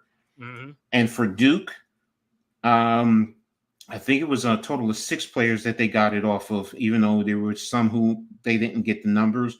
Duke was at 425,000. Rutgers, when I took a look across the country, was tops in the country in terms of the payout. And they did not even include the other players in their payout. So I do think it would drop it down to close to what Duke is. Duke's number one player, of course, was Cooper Flagg. He was at $1.4 million. So, but, that just speaks volumes to how the NIL payout is nowadays. That's why a lot of coaches are, harping on the NIL and the payouts and what's going on. And that's why you have a Nick Saban who's leaving because, you know what? He can't afford, he can't compete with that. Now if you got the money, you know what? Yeah. So now it levels the playing field. And guess what? Nick Saban and some of these top schools, you got to get your NIL. And Rutgers is not even a big NIL school. So, but that tells me right there that people are anteing it up, and Rutgers is doing a good job of still trying to build it. Coach Shiano even said, because one of the biggest things when he got here was building an indoor facility for Rutgers, because right now they only have a bubble. And, you want to compete with a lot of the other schools, and that's put on hold because they're focused on NIL, generating the money for the NIL, and that's big across the country. So, just continue to show you got to ante up the money to pay these kids. That's why they're going to come to your schools in the end. So, but that's what I have today for you for Coach's Corner. So with that, pretty much going to be ending the show right now. Anything else that you guys want to add in before I close it out? Well, I'm going to say, man, great show. Thanks for the show tonight, man. Everybody who was in the chat, man, thank you guys for stopping through, man. And like I said, man, please hit that like and subscribe button. Also share it on all your social media platforms. And like I said, and as for me, like I said, you can catch me on my YouTube channel, The Man Cave Podcast, and also The Man Cave _Escott. And also tap in tomorrow, man. I'm gonna be live tomorrow at 6:30 p.m. in the evening. Talking training camp recap from the first day. Also, little Evan Neal and guys who was on the PUP list and stuff like that. Also, probably a little Yankees and stuff like that. You know what I'm saying? The little disaster we got going on with the Yankees tomorrow. So like I said, that'll be 6:30 tomorrow, man. Tap in. And also Saturday, I think I might go live Saturday too in the evening and stuff like that, talking about, like the first week of training camp too. So should be on it. All right, that's cool. And what about you, NYG? What do you got going on this week? And where can everyone find you also? You can find me right here at Popular Opinion Sports. You can always catch me on Heart of the City. You can always catch me on the Blacktop Podcast Friday, 7:30. We're coming back with another episode this week. Always you're breaking up, bro. 11:45.